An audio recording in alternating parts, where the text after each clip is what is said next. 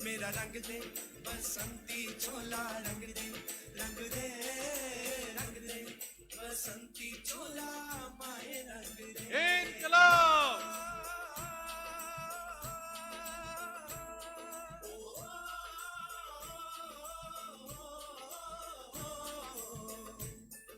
निकले हैं वीर जियाले यो अपना। इनकलाब आम आदमी पार्टी, श्री अरविंद केजरीवाल, भगवंत मान, मनीष सिसोदिया जी, बरनाले दे सारे व्यापारी, बहुत ही भागां वाली धरती बरनाला दे विच अज आम आदमी पार्टी की शीर्ष लीडरशिप के नाल मिलन पहुंचे, इस्तकबाल करन पहुंचे। बरनाले दे मेरे सारे ही व्यापारी वीर, इंडस्ट्रीलिस्ट भरा, ट्रेडर वीर और स्टेज उत्ते विराजमान पंजाब की आन बान शान सर भगवंत सिंह मान, मुख्यमंत्री पंजाब, उचेचे तौर के उपर दिल्ली तो पहुंचे श्री मनीष सिसोदिया जी, डिप्टी सीएम साहब, पंजाब मामले के इंचार्ज सरदार जरनैल सिंह जी, तुहाडे अपने बेटे, तुहाडे अपने छोटे वीर जिन्हों ने छोटी उम्रे वड्डियां पुलांघा और प्राप्तियां पाइया ने, मेरे वीर तुहाडे अपने MLA और एजुकेशन मिनिस्टर पंजाब मेरे वीर मीत हेयर जी, सारे ही सत्कारयोग साथियों, सब तो पहला तो उचेचे तौर के उपर तुहाडा सारिਆਂ ਦਾ धन्यवाद कि तुसीं अज आम आदमी पार्टी की सारी लीडरशिप नूं पंजाब और दिल्ली तो तुसीं उन्हां नूं मिलण और सुलण दे लई पहुंचे हो। और नाल ही उचेचे तौर पर धन्यवाद सिसोदिया साहब होणां दा, जरनैल सिंह जी दा, जिहड़े दिल्ली तो चल के आए ने इस चोण दे विच तुहाडे नाल अपने विचार साझे करन दे लई, और मान साहब आपदे नित दे बिजी शेड्यूल दे विचों तुहानूं मिलण आए ने। मैं समझदा कि सिसोदिया सर यह वो गैदरिंग अज पंजाब के व्यापारियों की, बरनाला क्योंकि शुरू तो इंडस्ट्रीयल हब रहा है और अतवाद के समय दे विच भी बरनाले ने पंजाब नूं कदे पिठ नहीं दिखाई हैगी।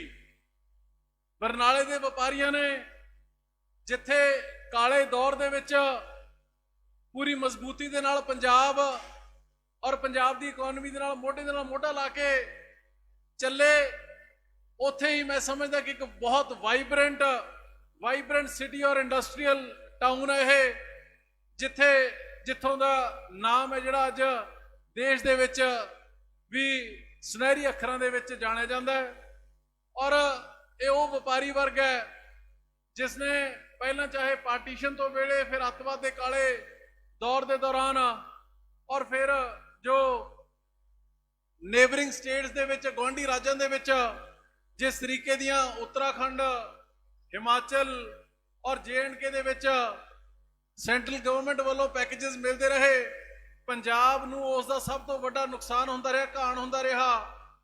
और फिर उस तो बाद चाहे अकाली दल कांग्रेस की सरकार रही, व्यापारियों का घाण बहुत होया। एक काले अतवाद तो बाद एक सरकारी अतवाद भी बहुत लंबा समा चलिया, जिहदी वजह करके इथों पलायन भी बहुत वड्डे पद्धर के उपर होए। पर अज पंजाब के व्यापारी महसूस कर रहे हैं कि एक जो लंबे समय तो वह सरकार चाहते सीगे, ईमानदार सरकार, जिहड़ी सरकार उन्हां दे नाल मोढे नाल मोढा जोड़ के खड़े, वो अज पंजाब दे विच इस करके बहुत वड्डा कॉन्फिडेंस है जिहड़ा वो व्यापारी भरावां दे विच अज देखण नूं मिल रहा है। और बदकिस्मती पिछले समय की यह रही कि जो व्यापारी वीर सारियां पोलिटिकल पार्टियां लोकां कोल, व्यापारियां कोले नोटा और वोटां दे लई तां जांदे रहे चोणां तो पहला, पर वोटां तो बाद उन्हां नूं विसार दिता जांदा सीगा। मैं शुक्रिया करदा तुहाडा अरविंद जी दा, तुहाडा सारियां दा कि इलैक्शन तो पहला भी और इलैक्शन तो बाद भी व्यापारियों की गलबात दे नाल गलबात करने के लिए, उन्हां दी मुश्किलां समझण दे लई तुसीं अज फिर उन्हां दे विचाले पहुंचे हो। सो मैं ज़्यादा समा ना लैंदा होया सब तो पहला ਬੇਨਤੀ ਕਰੂੰਗਾ ਮੇਰੇ ਛੋਟੇ ਵੀਰ ਸ਼੍ਰੀ ਮੀਤ ਹੇਅਰ ਜੀ ਨੂੰ, ਔਰ ਤੁਸੀਂ ਇਸ ਗੱਲ ਦੇ ਲਈ ਭਾਗਾਂ ਵਾਲੇ ਹੋ ਕਿ ਸਭ ਤੋਂ ਛੋਟੀ ਉਮਰ ਦਾ ਕੈਬਨਿਟ ਮਿਨਿਸਟਰ ਤੁਹਾਨੂੰ ਬਰਨਾਲੇ ਵਾਲਿਆਂ ਨੂੰ ਮਿਲਿਆ, ਇੱਕ ਪੜ੍ਹਿਆ ਲਿਖਿਆ ਸੁਲਝਿਆ ਹੋਇਆ ਜਿਹੜਾ ਕਿ ਐਜੂਕੇਸ਼ਨ ਨੂੰ ਪੰਜਾਬ ਦੇ ਐਜੂਕੇਸ਼ਨ ਸਿਸਟਮ ਨੂੰ ਟਰਾਂਸਫਾਰਮ ਕਰਨ ਦੇ ਲਈ ਮਾਨ ਸਾਹਿਬ ਨਾਲ, ਕੇਜਰੀਵਾਲ ਸਾਹਿਬ ਨਾਲ, ਉਚੇਚੇ ਤੌਰ ਤੇ ਮਨੀਸ਼ ਸਿਸੋਦੀਆ ਜੀ ਦੇ ਨਾਲ, ਜਿਨ੍ਹਾਂ ਨੇ ਦੁਨੀਆ ਨੂੰ ਆਪਣਾ ਐਜੂਕੇਸ਼ਨ ਦਾ ਮਾਡਲ ਦੁਨੀਆ ਦੇ ਵਿੱਚ ਸਾਬਤ ਕਰਕੇ ਦਿਖਾਇਆ, ਉਹਨਾਂ ਨਾਲ ਕੰਧਾ ਮਿਲਾ ਕੇ ਚੱਲ ਰਹੇ ਨੇ ਮੇਰੇ ਛੋਟੇ ਵੀਰ ਮੀਤ ਹੇਅਰ ਜੀ। ਧੰਨਵਾਦ ਅਰੋੜਾ ਸਾਹਿਬ, ਬਹੁਤ ਬਹੁਤ। ਮੰਚ ਤੇ ਵਿਰਾਜਮਾਨ ਪੰਜਾਬ ਦੇ ਹਰਮਨ ਪਿਆਰੇ ਮੁੱਖ ਮੰਤਰੀ ਭਗਵੰਤ ਸਿੰਘ ਜੀ ਮਾਨ, ਜਿਨ੍ਹਾਂ ਨੇ 3 ਮਹੀਨਿਆਂ ਦੇ ਸਮੇਂ ਵਿੱਚ ਹੀ ਬਹੁਤ ਇਤਿਹਾਸਕ ਤੇ ਕ੍ਰਾਂਤੀਕਾਰੀ ਫੈਸਲੇ ਪੰਜਾਬ ਪੱਖੀ ਲਏ ਨੇ। ਸੋ ਉਹਨਾਂ ਦਾ ਬਰਨਾਲੇ ਪਹੁੰਚਣ ਤੇ ਸਾਡੇ ਸਾਰੇ ਬਰਨਾਲਾ ਵਾਸੀਆਂ ਵੱਲੋਂ ਅਸੀਂ ਸਵਾਗਤ ਕਰਦੇ ਹਾਂ। ਉਹਨਾਂ ਦੇ ਨਾਲ ਦੇਸ਼ 'ਚ ਐਜੂਕੇਸ਼ਨ ਦੇ ਵਿੱਚ ਕ੍ਰਾਂਤੀ ਲਿਆਉਣ ਵਾਲੇ ਮਨੀਸ਼ ਸਿਸੋਦੀਆ ਜੀ, ਜਿਨ੍ਹਾਂ ਨੇ ਅੱਜ, ਮੈਂ ਸਮਝਦਾ ਕਿ ਕਿਸੇ ਵੀ ਸੂਬੇ 'ਚ ਇਲੈਕਸ਼ਨ ਹੁੰਦੀ ਹੋਵੇ, ਆਮ ਆਦਮੀ ਪਾਰਟੀ ਉੱਥੇ ਇਲੈਕਸ਼ਨ ਲੜੇ ਨਾ ਲੜੇ, ਪਰ ਉੱਥੇ ਐਜੂਕੇਸ਼ਨ ਦੀ ਜੇ ਅੱਜ ਗੱਲ ਹੋਣ ਲੱਗੀ ਹੈ, ਪਾਰਟੀਆਂ ਗੱਲ ਕਰਨ ਲੱਗੀਆਂ ਨੇ, ਤਾਂ ਉਹਦਾ ਸਭ ਤੋਂ ਵੱਡਾ ਮੈਂ ਸਮਝਦਾ ਯੋਗਦਾਨ ਮਨੀਸ਼ ਸਿਸੋਦੀਆ ਜੀ ਦਾ। ਉਹਨਾਂ ਦੇ ਨਾਲ ਪੰਜਾਬ ਦੀ ਜਿਹੜੀ ਕਿ ਇਤਿਹਾਸਿਕ ਜਿੱਤ ਹੋਈ ਆਮ ਆਦਮੀ ਪਾਰਟੀ ਦੀ, ਉਦੋਂ ਪੰਜਾਬ ਦੇ ਪ੍ਰਭਾਰੀ ਰਹੇ ਜਿਨ੍ਹਾਂ ਨੇ ਇੱਥੇ ਮੋਰਚਾ ਸੰਭਾਲਿਆ, ਮੇਰੇ ਵੱਡੇ ਭਰਾ ਜਰਨੈਲ ਸਿੰਘ ਜੀ, ਉਹਨਾਂ ਦਾ ਵੀ ਮੈਂ ਬਰਨਾਲੇ ਪਹੁੰਚਣ ਤੇ ਸਵਾਗਤ ਕਰਦਾ। ਸੋ ਸੀਐਮ ਸਾਹਿਬ ਅਰੋੜਾ ਸਾਹਿਬ ਨੇ ਵੀ ਦੱਸਿਆ ਵੀ ਜਿਵੇਂ ਜਿਹੜਾ ਸਾਡਾ ਬਰਨਾਲਾ ਹੈ, ਇਹ ਮਾਲਵੇ ਦਾ ਜਿੱਥੇ ਸੈਂਟਰ ਵੀ ਹੈ, ਉੱਥੇ ਇੰਡਸਟਰੀਅਲ ਹੱਬ ਵੀ ਹੈ, ਤੇ ਇੱਥੇ ਅੱਜ ਸਾਰੇ ਜਿਹੜੇ ਸਾਡੇ ਇੰਡਸਟਰੀ ਤੋਂ, ਸ਼ਹਿਰ ਦੇ ਵਪਾਰੀ ਛੋਟੇ ਵੱਡੇ ਸਾਰੇ ਸਾਥੀ ਇੱਥੇ ਚੱਲ ਕੇ ਆਏ ਨੇ, ਤੇ ਉਹ ਸਾਥੀ ਨੇ ਜਿਨ੍ਹਾਂ ਨੇ ਹਮੇਸ਼ਾ ਆਪਣੀ ਪਾਰਟੀ ਦੀ ਜਿਹੜੀ ਕ੍ਰਾਂਤੀਕਾਰੀ ਵਿਚਾਰਧਾਰਾ ਉਹਦਾ ਸਾਥ ਦਿੱਤਾ। ਮਨੀਸ਼ ਜੀ ਸਰ, ਜਦੋਂ ਪਿਛਲੀ ਵਾਰੀ ਆਪਣੀਆਂ 20 ਸੀਟਾਂ ਆਈਆਂ ਆਪੋਜੀਸ਼ਨ ਦੇ ਵਿੱਚ ਆਏ, ਤਾਂ ਸਾਰੀਆਂ ਸੀਟਾਂ ਆਪਣੀਆਂ ਰੂਰਲ ਸੀ, ਇੱਕੋ ਇੱਕ ਅਰਬਨ ਸੀਟ ਆਈ ਸੀ, ਉਹ ਬਰਨਾਲੇ ਦੀ ਆਈ ਸੀ। ਇਹਨਾਂ ਵਪਾਰੀਆਂ ਨੇ ਪਿਛਲੀ ਵਾਰ ਮੈਨੂੰ ਜਿਤਾ ਕੇ ਵਿਧਾਨ ਸਭਾ 'ਚ ਭੇਜਿਆ, ਤੇ ਐਤਕੀ ਵੀ ਸਾਡੇ ਅੱਜ ਤੱਕ ਇੱਥੋਂ ਸੀਐਮ ਵੀ ਰਹਿ ਗਏ ਸਰਜੀਤ ਸਿੰਘ ਬਰਨਾਲਾ, ਤੇ ਐਡੀ ਵੱਡੀ ਲੀਡ ਕਿਸੇ ਐਮਐਲਏ ਨੂੰ ਨਹੀਂ ਆਈ ਜਿੱਡੀ ਮੈਨੂੰ ਬਰਨਾਲੇ ਦੇ ਐਤਕੀ ਸਾਡੇ ਸਾਥੀਆਂ ਨੇ, ਭਾਵੇਂ ਪਿੰਡਾਂ ਵਾਲੇ ਆ ਭਾਵੇਂ ਸ਼ਹਿਰਾਂ ਵਾਲੇ ਆ, ਸਾਰਿਆਂ ਨੇ ਸਾਥ ਦਿੱਤਾ।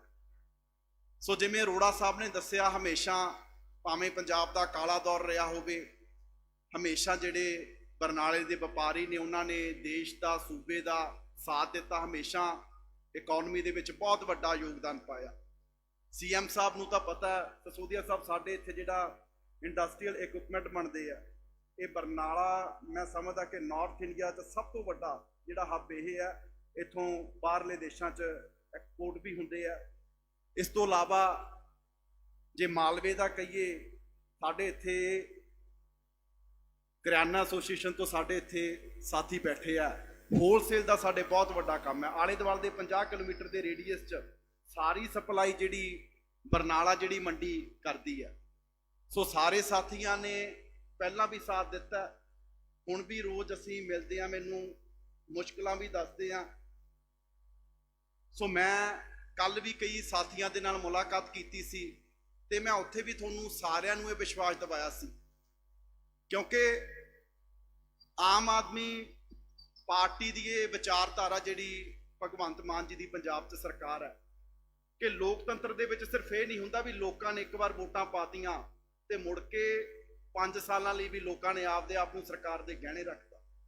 ਉਸ ਤੋਂ ਬਾਅਦ ਵੀ ਸਰਕਾਰ ਦੀ ਇਹ ਜ਼ਿੰਮੇਵਾਰੀ ਬਣਦੀ ਹੈ ਕਿ ਜੋ ਲੋਕਾਂ ਪ੍ਰਤੀ, ਜੋ ਕਿਸੇ ਵੀ ਵਰਗ ਪ੍ਰਤੀ ਡਿਸੀਜਨ ਲਏ ਜਾਂਦੇ ਆ, ਉਹਨਾਂ 'ਚ ਲੋਕਾਂ ਦੀ ਜਿਹੜੀ ਰਾਏ ਆ ਉਹ ਲਈ ਜਾ ਸਕੇ। ਸੋ ਇਸੇ ਤੇ ਆਮ ਆਦਮੀ ਪਾਰਟੀ ਚੱਲ ਰਹੀ ਹੈ, ਕਿਉਂਕਿ ਜੋ ਅੱਜ ਵਪਾਰੀਆਂ ਨੂੰ ਮੁਸ਼ਕਲਾਂ ਆ ਰਹੀਆਂ ਨੇ, ਅਸੀਂ ਤੁਹਾਨੂੰ ਰੋਜ਼ ਸਾਡੇ ਐਮਐਲਏ, ਸਾਡੇ ਮਿਨਿਸਟਰ, ਸਾਡੇ ਜਿਹੜੇ ਵਰਕਰ ਸਾਹਿਬਾਨਾਂ ਲੀਡਰਸ਼ਿਪ ਹੈ ਤੁਹਾਨੂੰ ਮਿਲਦੀ ਹੈ। ਮੈਂ ਕੱਲ ਵੀ ਸਾਥੀਆਂ ਨੂੰ ਮਿਲਿਆ ਸੀ, ਮੈਂ ਕੱਲ ਵੀ ਉਹਨਾਂ ਨੂੰ ਬੇਨਤੀ ਕੀਤੀ ਸੀ, ਕਿਉਂਕਿ ਜੋ ਮੁਸ਼ਕਲਾਂ ਆ ਰਹੀਆਂ ਨੇ ਉਹ ਤੁਸੀਂ ਸਾਨੂੰ ਦੱਸ ਸਕਦੇ ਹੋ ਤੇ ਉਹਨਾਂ ਦਾ ਹੱਲ ਵੀ ਤੁਸੀਂ ਦੱਸ ਸਕਦੇ ਹੋ, ਕਿਉਂਕਿ ਸਾਡੀ ਮਾਨ ਸਾਹਿਬ ਦੀ ਜਿਹੜੀ ਸਰਕਾਰ ਹੈ ਇਸ ਗੱਲ 'ਚ ਵਿਸ਼ਵਾਸ ਰੱਖਦੀ ਹੈ ਕਿ ਲੋਕਾਂ ਦੀ ਸਰਕਾਰ ਹੈ, ਲੋਕਾਂ ਤੋਂ ਪੁੱਛ ਕੇ ਚੱਲੇ ਤੇ ਲੋਕਾਂ ਤੋਂ ਪੁੱਛ ਕੇ ਜਿਹੜੀਆਂ ਨੀਤੀਆਂ ਬਣਾਏ ਤੇ ਲੋਕਾਂ ਦੀਆਂ ਮੁਸ਼ਕਲਾਂ ਦਾ ਹੱਲ ਵੀ ਜਿਹੜੇ ਪੰਜਾਬ ਦੇ ਜਿਹੜੇ ਲੋਕ ਨੇ ਉਹੀ ਦੱਸ ਸਕਦੇ ਆ।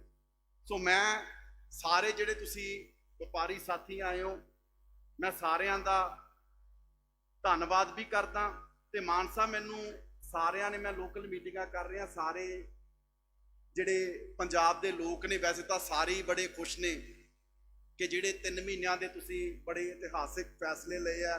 ਆਮ ਤੌਰ ਤੇ ਜਿਹੜੇ ਫੈਸਲੇ ਸਰਕਾਰਾਂ ਜਾਣ ਲੱਗੇ ਲੈਂਦੀਆਂ ਨੇ ਉਹ ਫੈਸਲੇ ਪਹਿਲੇ 3 ਮਹੀਨਿਆਂ ਦੇ ਵਿੱਚ ਤੁਹਾਡੀ ਜਿਹੜੀ ਸਰਕਾਰ ਨੇ ਲਏ ਆ ਤੇ ਸਾਰੇ ਲੋਕ ਉਹਦੀ ਸ਼ਲਾਘਾ ਕਰ ਰਹੇ ਆ। ਮੈਂ ਪਰਸੋਂ ਕਿਸੇ ਵਪਾਰੀਆਂ ਕੋਲੇ ਬੈਠਾ ਸੀ, ਉਹ ਕਹਿੰਦੇ ਜੀ, ਮੈਂ ਕਿਹਾ ਤੁਹਾਨੂੰ ਕਿਵੇਂ ਲੱਗਿਆ 3 ਮਹੀਨੇ ਦਾ ਜਿਹੜਾ ਕਾਰਜਕਾਲ ਹੈ? ਕਹਿੰਦੇ ਜੀ ਚਲੋ ਹੁਣ ਜਾਣਾ ਹੋਵੇ ਲੁਧਿਆਣੇ ਨੂੰ ਤੇ ਗੱਡੀ ਦਾ ਮੂੰਹ ਕਰ ਲਈ ਆਪਾਂ ਮਾਨ ਸਾਹਿਬ ਵੱਲ ਨੂੰ। ਉਹ ਕਹਿੰਦੇ ਆਪੋਜੀਸ਼ਨ ਕੁਛ ਮਰਜ਼ੀ ਭੰਡੀ ਪ੍ਰਚਾਰ ਕਰੀ ਚੱਲੇ, ਸਾਨੂੰ ਇਸ ਗੱਲ ਦੀ ਖੁਸ਼ੀ ਹੈ ਵੀ ਘੱਟੋ ਘੱਟ ਆਮ ਆਦਮੀ ਪਾਰਟੀ ਨੇ 3 ਮਹੀਨਿਆਂ 'ਚ ਗੱਡੀ ਦਾ ਮੂੰਹ ਮੋੜ ਕੇ ਤਾਂ ਲੁਧਿਆਣੇ ਕੱਲੀ ਨੂੰ ਕਰ ਲਿਆ ਜਿੱਧਰ ਨੂੰ ਜਾਣਾ। ਹੌਲੀ ਹੌਲੀ ਸਪੀਡ ਵੀ ਫੜ ਲੂਗੀ, ਕਿਉਂਕਿ ਆਮ ਆਦਮੀ ਪਾਰਟੀ ਦੀ ਜਿਹੜੀ ਲੀਡਰਸ਼ਿਪ ਹੈ ਸੀਐਮ ਸਾਹਿਬ ਦੀ ਅਗਵਾਈ 'ਚ, ਇੱਕੋ ਚੀਜ਼ ਜਿਹੜੀ ਅੱਜ ਪੰਜਾਬ ਦੇ ਲੋਕਾਂ ਨੇ ਉਮੀਦ ਕਰਕੇ ਸਾਡਾ ਬਹੁਤ ਵੱਡੇ ਪੱਧਰ ਤੇ ਸਾਥ ਦਿੱਤਾ, ਹੁੰਗਾਰਾ ਆਮ ਆਦਮੀ ਪਾਰਟੀ ਨੂੰ ਦਿੱਤਾ, ਉਹਦਾ ਇੱਕੋ ਵੱਡਾ ਕਾਰਨ ਸੀ ਕਿ ਇਹ ਲੋਕ ਇਮਾਨਦਾਰ ਨੇ, ਇਹ ਲੋਕ ਬੇਈਮਾਨੀ ਨਹੀਂ ਕਰ ਸਕਦੇ। ਸੋ ਅੱਜ ਵੀ ਲੋਕਾਂ ਨੂੰ ਇਸ ਗੱਲ ਤੇ ਵਿਸ਼ਵਾਸ ਹੈ ਕਿ ਜਿਹੜੀ ਸਰਕਾਰ ਇਮਾਨਦਾਰੀ ਨਾਲ ਚੱਲੂਗੀ ਉਹੀ ਸਰਕਾਰ ਜਿਹੜੀ ਪੰਜਾਬ ਨੂੰ ਅੱਗੇ ਲੈ ਕੇ ਜਾ ਸਕਦੀ ਹੈ। ਤੇ ਜੋ ਪਿਛਲੇ ਸਮੇਂ 'ਚ ਹੋਇਆ, ਆਮ ਆਦਮੀ ਪਾਰਟੀ ਨੇ ਜੋ ਵਿਚਾਰਧਾਰਾ ਸੀ ਉਹਦੇ ਤੇ ਮੋਹਰ ਵੀ ਲਾਈ। ਉਹ ਫੈਸਲੇ ਤੁਹਾਨੂੰ ਸਾਰਿਆਂ ਨੂੰ ਪਤਾ ਕਿ ਭਾਵੇਂ ਸਾਡੇ ਆਪਣੇ ਮੰਤਰੀ ਨੇ ਕਿਸੇ ਨੇ ਬੇਈਮਾਨੀ ਕਰਨ ਦੀ ਕੋਸ਼ਿਸ਼ ਕੀਤੀ, ਉਹਨੂੰ ਵੀ ਪਾਰਟੀ 'ਚੋਂ ਬਾਹਰ ਦਾ ਰਸਤਾ ਦਿਖਾਇਆ, ਹਾਲਾਂਕਿ ਕਿਸੇ ਨੇ ਸ਼ਿਕਾਇਤ ਨਹੀਂ ਸੀ ਕੀਤੀ ਵੀ ਭਾਈ ਆਪੋਜੀਸ਼ਨ ਨੇ ਮੁੱਦਾ ਚੱਕ ਲਿਆ ਸੀ, ਕੋਈ ਗੱਲ ਸਾਹਮਣੇ ਆ ਗਈ ਸੀ, ਸੀਐਮ ਸਾਹਿਬ ਦੇ ਧਿਆਨ 'ਚ ਆਇਆ ਤੇ ਨਾਲ ਦੀ ਨਾਲ ਮੈਨੂੰ ਨਹੀਂ ਲੱਗਦਾ ਕਿ 75 ਸਾਲਾਂ ਦੇ ਇਤਿਹਾਸ 'ਚ ਅੱਜ ਤੱਕ ਪੰਜਾਬ 'ਚ ਕਦੇ ਹੋਇਆ ਹੋਊਗਾ ਵੀ ਕਿਸੇ ਮੁੱਖ ਮੰਤਰੀ ਨੇ ਆਪਣੇ ਹੀ ਮੰਤਰੀ ਨੂੰ ਫੜ ਕੇ ਅੰਦਰ ਦਿੱਤਾ ਹੋਊਗਾ। ਤੇ ਅਸੀਂ ਆਪਣਿਆਂ ਨੂੰ ਵੀ ਦਿੰਨੇ ਆ, ਜੇ ਕੋਈ ਪੰਜਾਬ ਦੇ ਲੋਕਾਂ ਦਾ ਪੈਸਾ ਖਾਊਗਾ ਤੇ ਜਦੋਂ ਅਸੀਂ ਆਪਣਿਆਂ ਨੂੰ ਦੇ ਸਕਦੇ ਆ, ਅੱਜ ਆ ਕਾਂਗਰਸੀ ਧਰਨੇ ਲਾਉਂਦੇ ਆ, ਫਿਰ ਅਸੀਂ ਦੂਜਿਆਂ ਨੂੰ ਕਿੱਦਾਂ ਬਖਸ਼ਾਂਗੇ? ਵੀ ਜਿਨ੍ਹਾਂ ਨੇ ਪਿਛਲੇ ਸਮੇਂ 'ਚ ਵੀ, ਮੈਂ ਮਾਨ ਸਾਹਿਬ ਤੁਹਾਨੂੰ ਵਧਾਈ ਦਿੰਦਾ, ਲੋਕ ਇਸ ਗੱਲ ਤੋਂ ਬੜੇ ਖੁਸ਼ ਹੈ ਕਿ ਜਿਨ੍ਹਾਂ ਨੇ ਪਿਛਲੇ ਸਮੇਂ 'ਚ ਪੰਜਾਬ ਦਾ ਖਜ਼ਾਨਾ ਖਾਧਾ, ਪੰਜਾਬ ਦੇ ਲੋਕਾਂ ਦੇ ਹੱਕਾਂ ਤੇ ਡਾਕਾ ਮਾਰਿਆ, ਅੱਜ ਜਿਹੜੀ ਤੁਸੀਂ ਸਖਤੀ ਨਾਲ ਉਹਨਾਂ ਚੋਰਾਂ ਤੇ ਜਿਹੜੀ ਕਾਰਵਾਈ ਕਰ ਰਹੇ ਹੋ, ਜੇ ਅੱਜ ਉਹ ਗੱਲਾਂ ਨੂੰ ਲੈ ਕੇ ਧਰਨੇ ਵੀ ਲਾਉਂਦੇ ਤਾਂ ਲੋਕਾਂ ਦੀ ਚਰੀ ਚਾਪ ਉਹ ਲੋਕ ਨੰਗੇ ਹੋ ਰਹੇ ਆ। ਸੋ ਤੁਸੀਂ ਅੱਜ ਇੱਥੇ ਆਏ ਹੋ, ਮੈਂ ਸਾਡੇ ਬਰਨਾਲੇ ਦੇ ਸਾਰੇ ਵਪਾਰੀਆਂ ਵੱਲੋਂ, ਸਾਡੇ ਸਾਰੇ ਸਤਿਕਾਰਯੋਗ ਵਰਕਰ ਜੋ ਵੀ ਇੱਥੇ ਮੌਜੂਦ ਨੇ, ਮੈਂ ਤੁਹਾਡੇ ਤੋਂ ਸਾਰਿਆਂ ਤੋਂ ਮਾਫੀ ਵੀ ਚਾਹਣਾ ਕਿਉਂਕਿ ਅਸੀਂ ਐਡਾ ਸਿਟਿੰਗ ਦਾ ਜਿਹੜਾ ਅਰੇਂਜਮੈਂਟ ਆ ਉਹ ਨਹੀਂ ਕਰ ਪਾਏ। ਸੋ ਸਾਰਿਆਂ ਦਾ ਬਹੁਤ ਬਹੁਤ ਧੰਨਵਾਦ। ਉਮੀਦ ਕਰਦੇ ਹਾਂ ਕਿ ਤੁਸੀਂ ਆਉਣ ਵਾਲੇ ਸਮੇਂ 'ਚ ਵੀ ਇਸੇ ਤਰ੍ਹਾਂ ਜਿਹੜੀ ਇਮਾਨਦਾਰ ਪਾਰਟੀ ਹੈ ਉਹਦਾ ਸਾਥ ਦਿੰਦੇ ਰਹੋਗੇ ਤੇ ਪੰਜਾਬ ਨੂੰ, ਪੰਜਾਬ ਦੀ ਇਕਨੋਮੀ ਨੂੰ, ਪੰਜਾਬ ਦੇ ਵਪਾਰ ਨੂੰ ਅੱਗੇ ਲੈ ਕੇ ਜਾਣ ਜਿਹੜਾ ਸਾਥ ਦਿਓਗੇ। ਬਹੁਤ ਬਹੁਤ ਧੰਨਵਾਦ। ਵਾਹਿਗੁਰੂ ਜੀ ਕਾ ਖਾਲਸਾ, ਵਾਹਿਗੁਰੂ ਜੀ ਕੀ ਫਤਿਹ।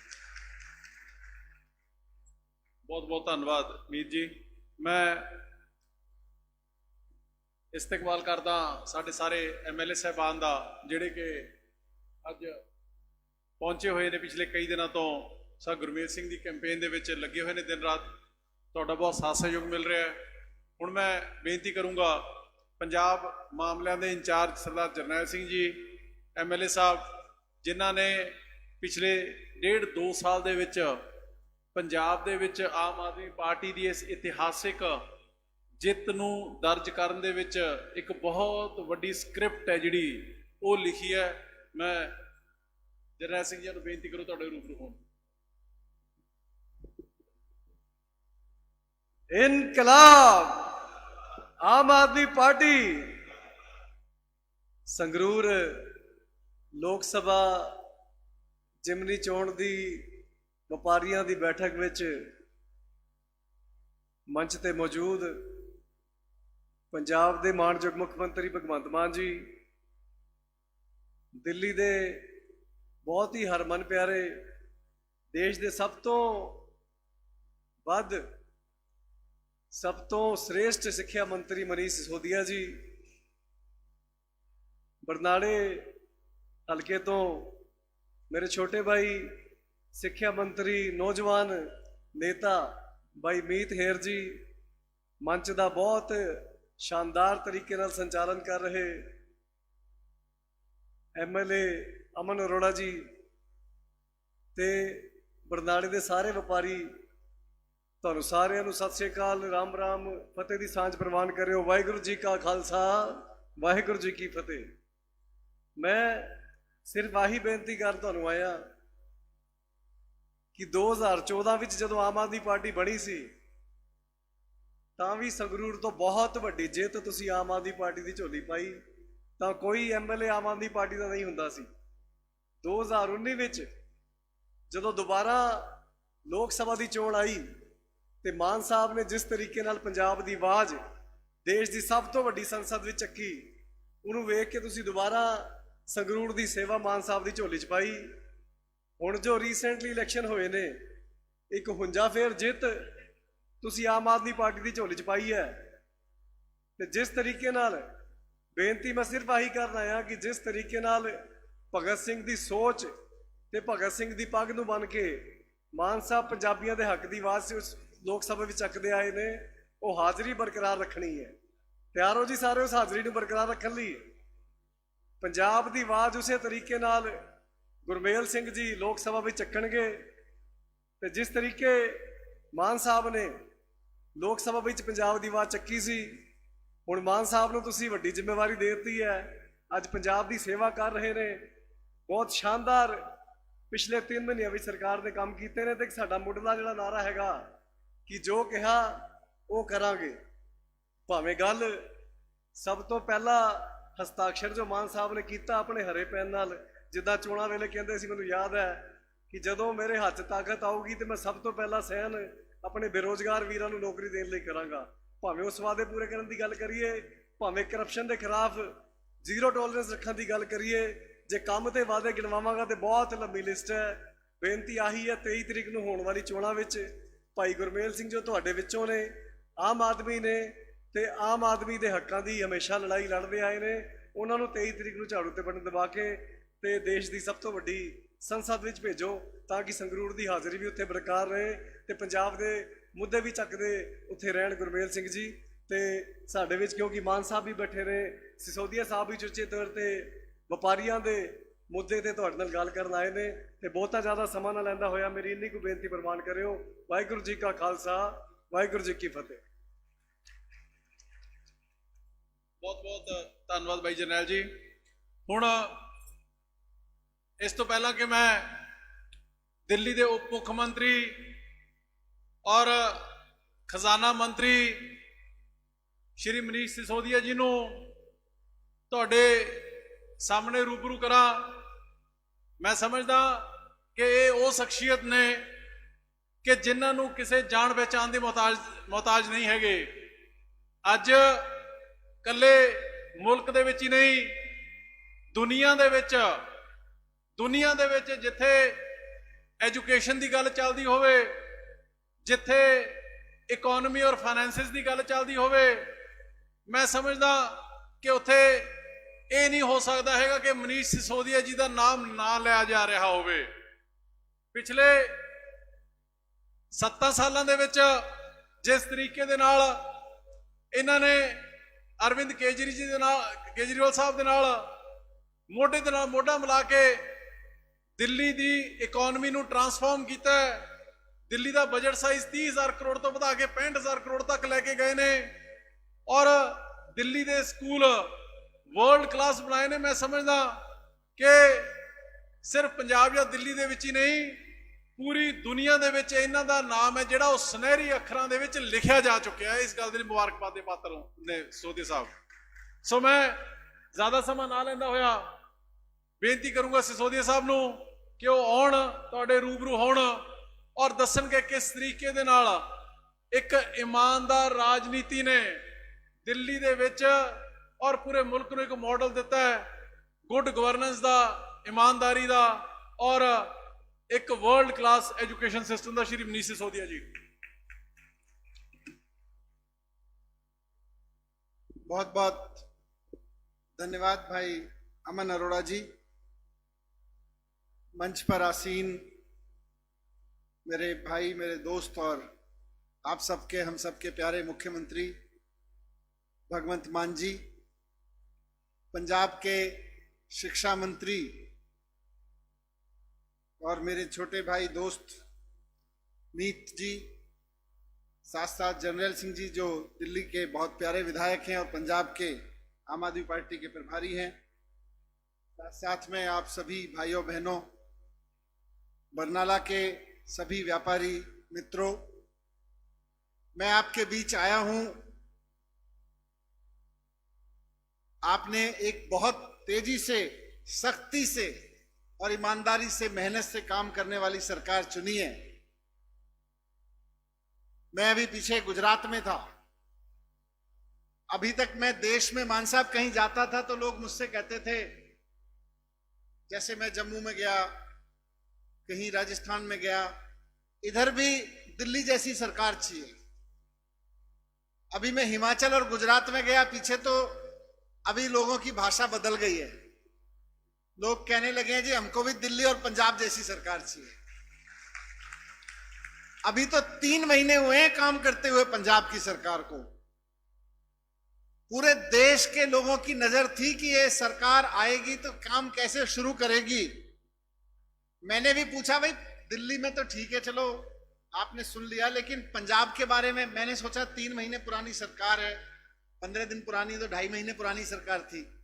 मैं क्या, इनको लोगों को क्या पता चला। मैं और मीत भाई दोनों थे गुजरात में भी शिक्षा मंत्रियों की मीटिंग में। वहां पे जनता में जो भी मिलता था कहता था जी दिल्ली और पंजाब की तरह से सरकार चाहिए। मैंने कहा क्या किया, लोगों को क्या पता है आपके बारे में कि पंजाब के लोगों ने कैसी सरकार चुनी है। बोले जी मान साहब फैसले बड़े तेजी से ले रहे हैं और बड़े सख्ती वाले ले रहे हैं।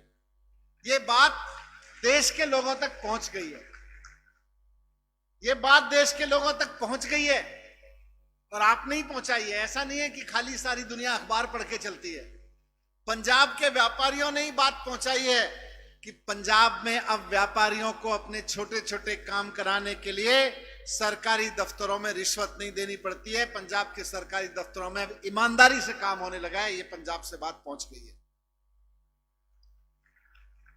मैं चुनाव प्रचार के दौरान जब पंजाब में आता था, चुनाव से पहले, तो जगह जगह मान साहब के कहने पर जगह जगह व्यापारियों के संवाद हुए।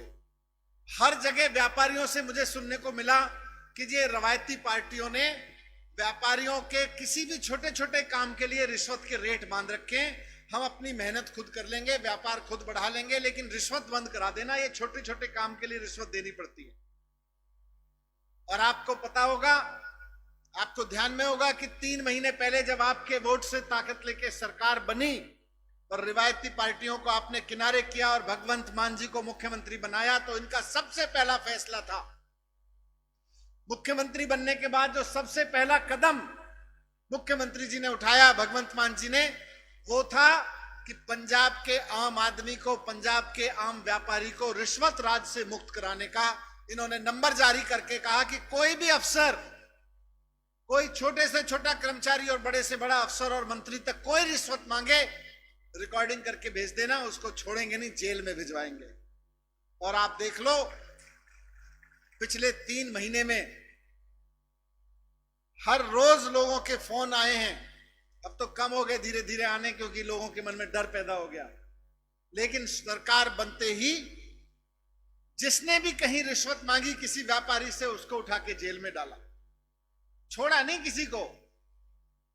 ये नहीं कि भाई किसी एमएलए ने जाके सिफारिश कर दी, किसी पार्टी वाले ने कोई सिफारिश कर दी, जी मेरा जानकार है, छोड़ा नहीं किसी को। मैसेज साफ है कि किसी व्यापारी से कोई रिश्वत लेगा तो जेल में जाएगा, वो चाहे संतरी हो और चाहे मंत्री हो। ये देश के इतिहास में कभी नहीं हुआ कि किसी मुख्यमंत्री ने पद संभालते ही संतरियों पे जिस हिसाब से नजर रखी, पटवारियों के काम पे नजर रखी, इंस्पेक्टरों के काम पे नजर रखी, टैक्स वाले अफसरों के ईटीओ के काम पे जैसे नजर रखी, वैसे ही अपने मंत्री के काम पे भी नजर रखी। और मीडिया वालों ने नहीं बताया, खुद नजर तेज रख के पकड़ा कि मेरा मंत्री भी अगर रिश्वत खाएगा तो उसको मंत्रालय में नहीं जगह है, उसकी जगह जेल में रहेगी।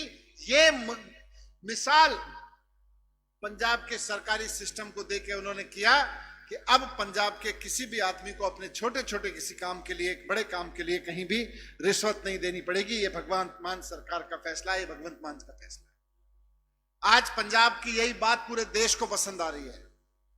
पंजाब सरकार की ये सख्ती, हर मामले में जिस तरह से पंजाब सरकार सख्ती से पेश आती है, वो लोगों को पसंद आ रही है। पंजाब में जिस तरह से मान साहब ने किसानों के लिए काम करना शुरू किया, वो लोगों को पसंद आ रहा है। सरकार बनते ही केजरीवाल जी की गारंटी, जिसको आप सब केजरीवाल जी मान साहब की गारंटी के लिए मौका दिया, जिसके लिए उन्होंने ऐलान किया कि जुलाई से लोगों के घरों में बिजली के बिल 0 आने लगेंगे, जुलाई के महीने के बाद से। अब बजट बन रहा है, मुझे पूरी उम्मीद है कि उसमें यह फैसला होगा और उसके बाद में आपके बीच में बिजली के बिल 0 आने लगेंगे। और सिर्फ करप्शन नहीं, माफिया से सीधी टक्कर, रेत माफिया को कंट्रोल कर दिया। और तो और लोग पूछते थे पैसा कहां से आएगा। आपके मंत्री हैं कुलदीप धालीवाल जी, 6000 एकड़ जमीन माफियाओं से छुड़ाई है। और माफिया क्या, पुराने नेताओं से छुड़ाई है, पुराने नेताओं ने कर लिया था। पुराने समय में पार्टियां सरकारी जमीन नेताओं के खाते में डालती थी। आपने वैसी सरकार चुन ली है जो जमीनों को नेताओं के कब्जे से निकाल निकाल के सरकार के कब्जे में ला रही है, ताकि वहां पे स्कूल बन सके, अस्पताल बन सके, नई नई इंडस्ट्री लग सके, और जरूरत पड़े तो उसको पैसा कमा के उससे सरकार के खाते में लाया जा सके। मैं कुलदीप धालीवाल जी से पूछ रहा था, ये जमीन जो आपने छुड़ाई है कितने की छुड़ा ली होगी? बोले जी ऐसे तो मोटे हिसाब लगाना मुश्किल है, गांव देहात से लेके बड़े बड़े शहरों तक की जमीन जाके खुद छुड़ाई है, जा जाके 6000 एकड़ जमीन। बोले ऐसी भी जमीन है जिसका 25 करोड़ रुपए एकड़ के दाम है, और ऐसी भी जमीन है जिसके 50 लाख रुपए एकड़ के दाम है। मोटे मोटे तौर पे, ज्यादा नहीं तो एवरेज भी लगाओगे तो 6000 करोड़ की जमीन तो छुड़ा चुके हैं सरकार के लिए।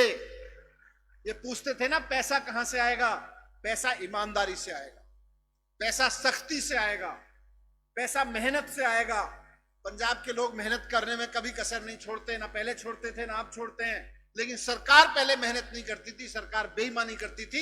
आज ईमानदारी की सरकार, मेहनत करने वाली सरकार आ गई है। सड़क पे उतर के चोरों की आंख में आंख, माफिया की आंखों में आंख डाल के कहती है तुम्हें बेईमानी नहीं करने देंगे, माफियागिरी नहीं करने देंगे।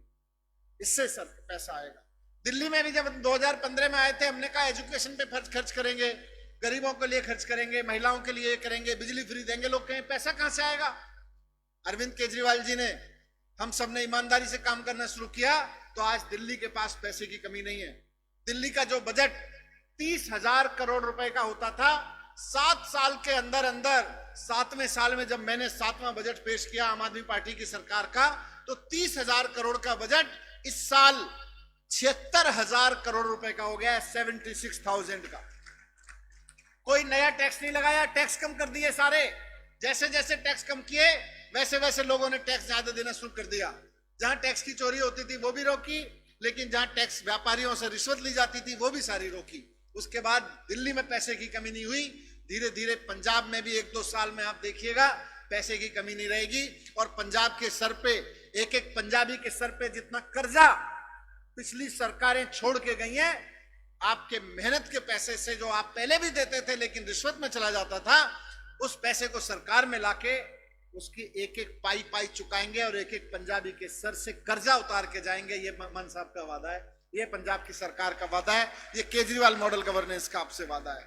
और अभी तो 3 महीने हुए हैं, 3 महीने में जितने तेजी से मान साहब ने फैसले लिए, डिसीजन लिए, वे सारे फैसले पुरानी सरकारें 4.5 साल बाद लेती थी, जब चुनाव की याद आती थी कि जनता के बीच में फिर से जाना है। उन्होंने 3 महीने में वो सारे फैसले ले डाले जो कभी 3 साल और 4 साल में कोई पार्टी नहीं लेती थी। 25,000 नौकरियां, आजकल नौकरियों की बड़ी चर्चा है। केंद्र में बैठी हुई सरकार कह रही है कि हम 10 लाख नौकरियां दे रहे हैं, लेकिन नौकरियां ऐसी दे रहे हैं कि 17 साल में नौकरी देंगे और 21 साल में नौकरी छीन लेंगे, बाद में आप भाड़ में चले जाओ, हमको नहीं पता। ये केंद्र सरकार का कहना है। 3 महीने पहले सरकार में बैठते ही, कुर्सी पे बैठते ही मान साहब ने फैसला लिया कि हम ऐसी नौकरियां नहीं देते, हम देते हैं पक्की नौकरियां। एक बार लड़का या लड़की नौकरी में आई तो 60 साल का रिटायर होगा जाके, 21 साल के लात मार के बाहर नहीं भगाएंगे, और पेंशन मिलेगी, पक्की नौकरी देंगे। और 25,000 नौकरियों का ऐलान किया था। मैं मान साहब से सुबह पूछ रहा था कि उस पर क्या हुआ। मान साहब ने बताया, माननीय मुख्यमंत्री जी ने, कई हजार लड़के लड़कियों को तो पक्की नौकरियां मिल चुकी हैं, और वो मोदी जी वाली 4 साल की नहीं है, बल्कि 60 साल तक की नौकरियां मिली हैं। 60वें साल में रिटायर होने वाली नौकरियां मिल चुकी हैं, कई हजार लोगों को मिल चुकी है। ये सारे काम करना शुरू कर दिए। बात सेना की करते हैं, सेना का पूरा कबाड़ा करके रख दिया। इस तरह की योजना बना के आज युवाओं के भविष्य, जो देश सेवा करने का भविष्य था, देश सेवा युवा करना चाहता है पूरी जिंदगी के लिए, ये कहते हैं 4 साल के लिए मौका देंगे देश सेवा करने का, उसके बाद जाओ घर बैठ जाना जाके। आज मान साहब ने फैसला लिया दिल्ली की तरह से कि देश का कोई भी, पंजाब का कोई भी सिपाही, वो चाहे पंजाब पुलिस में हो, अर्धसैनिक बलों में हो, पैरामिलिट्री में या फौज में हो, अगर कोई अपनी वर्दी की रक्षा की खातिर, फर्ज की रक्षा की खातिर जान की बाजी लगाता है, शहीद होता है, तो उसके परिवार की मदद को 1 करोड़ रुपए देंगे। ये दिल्ली और पंजाब के अलावा पूरे देश में कहीं नहीं है, पूरे देश में कहीं नहीं है, केवल और केवल दिल्ली और पंजाब में यह फैसला लिया गया है। जीरो टॉलरेंस करप्शन, शहीदों के लिए सम्मान, नौजवानों के लिए नौकरी, व्यापारियों के लिए करप्शन फ्री गवर्नेंस। ये गवर्नेंस पिछले 3 महीने से आपके यहां चल रही है। इस बीच में आपके बीच चुनाव आया है। इस चुनाव में मैं केवल आपके बीच एक विनती करने आया हूं। जैसा भाई मीत जी बता रहे थे कि आपने सबने हमेशा यहां से आम आदमी पार्टी को पहले साल से जिता के भेजा है, इस बार भी लोकसभा में आम आदमी पार्टी के सांसद को भेजिए। अब भेजना और जरूरी इसलिए हो जाता है कि आपको, आपका इस बार का एक एक वोट मान साहब के काम को मजबूत करेगा।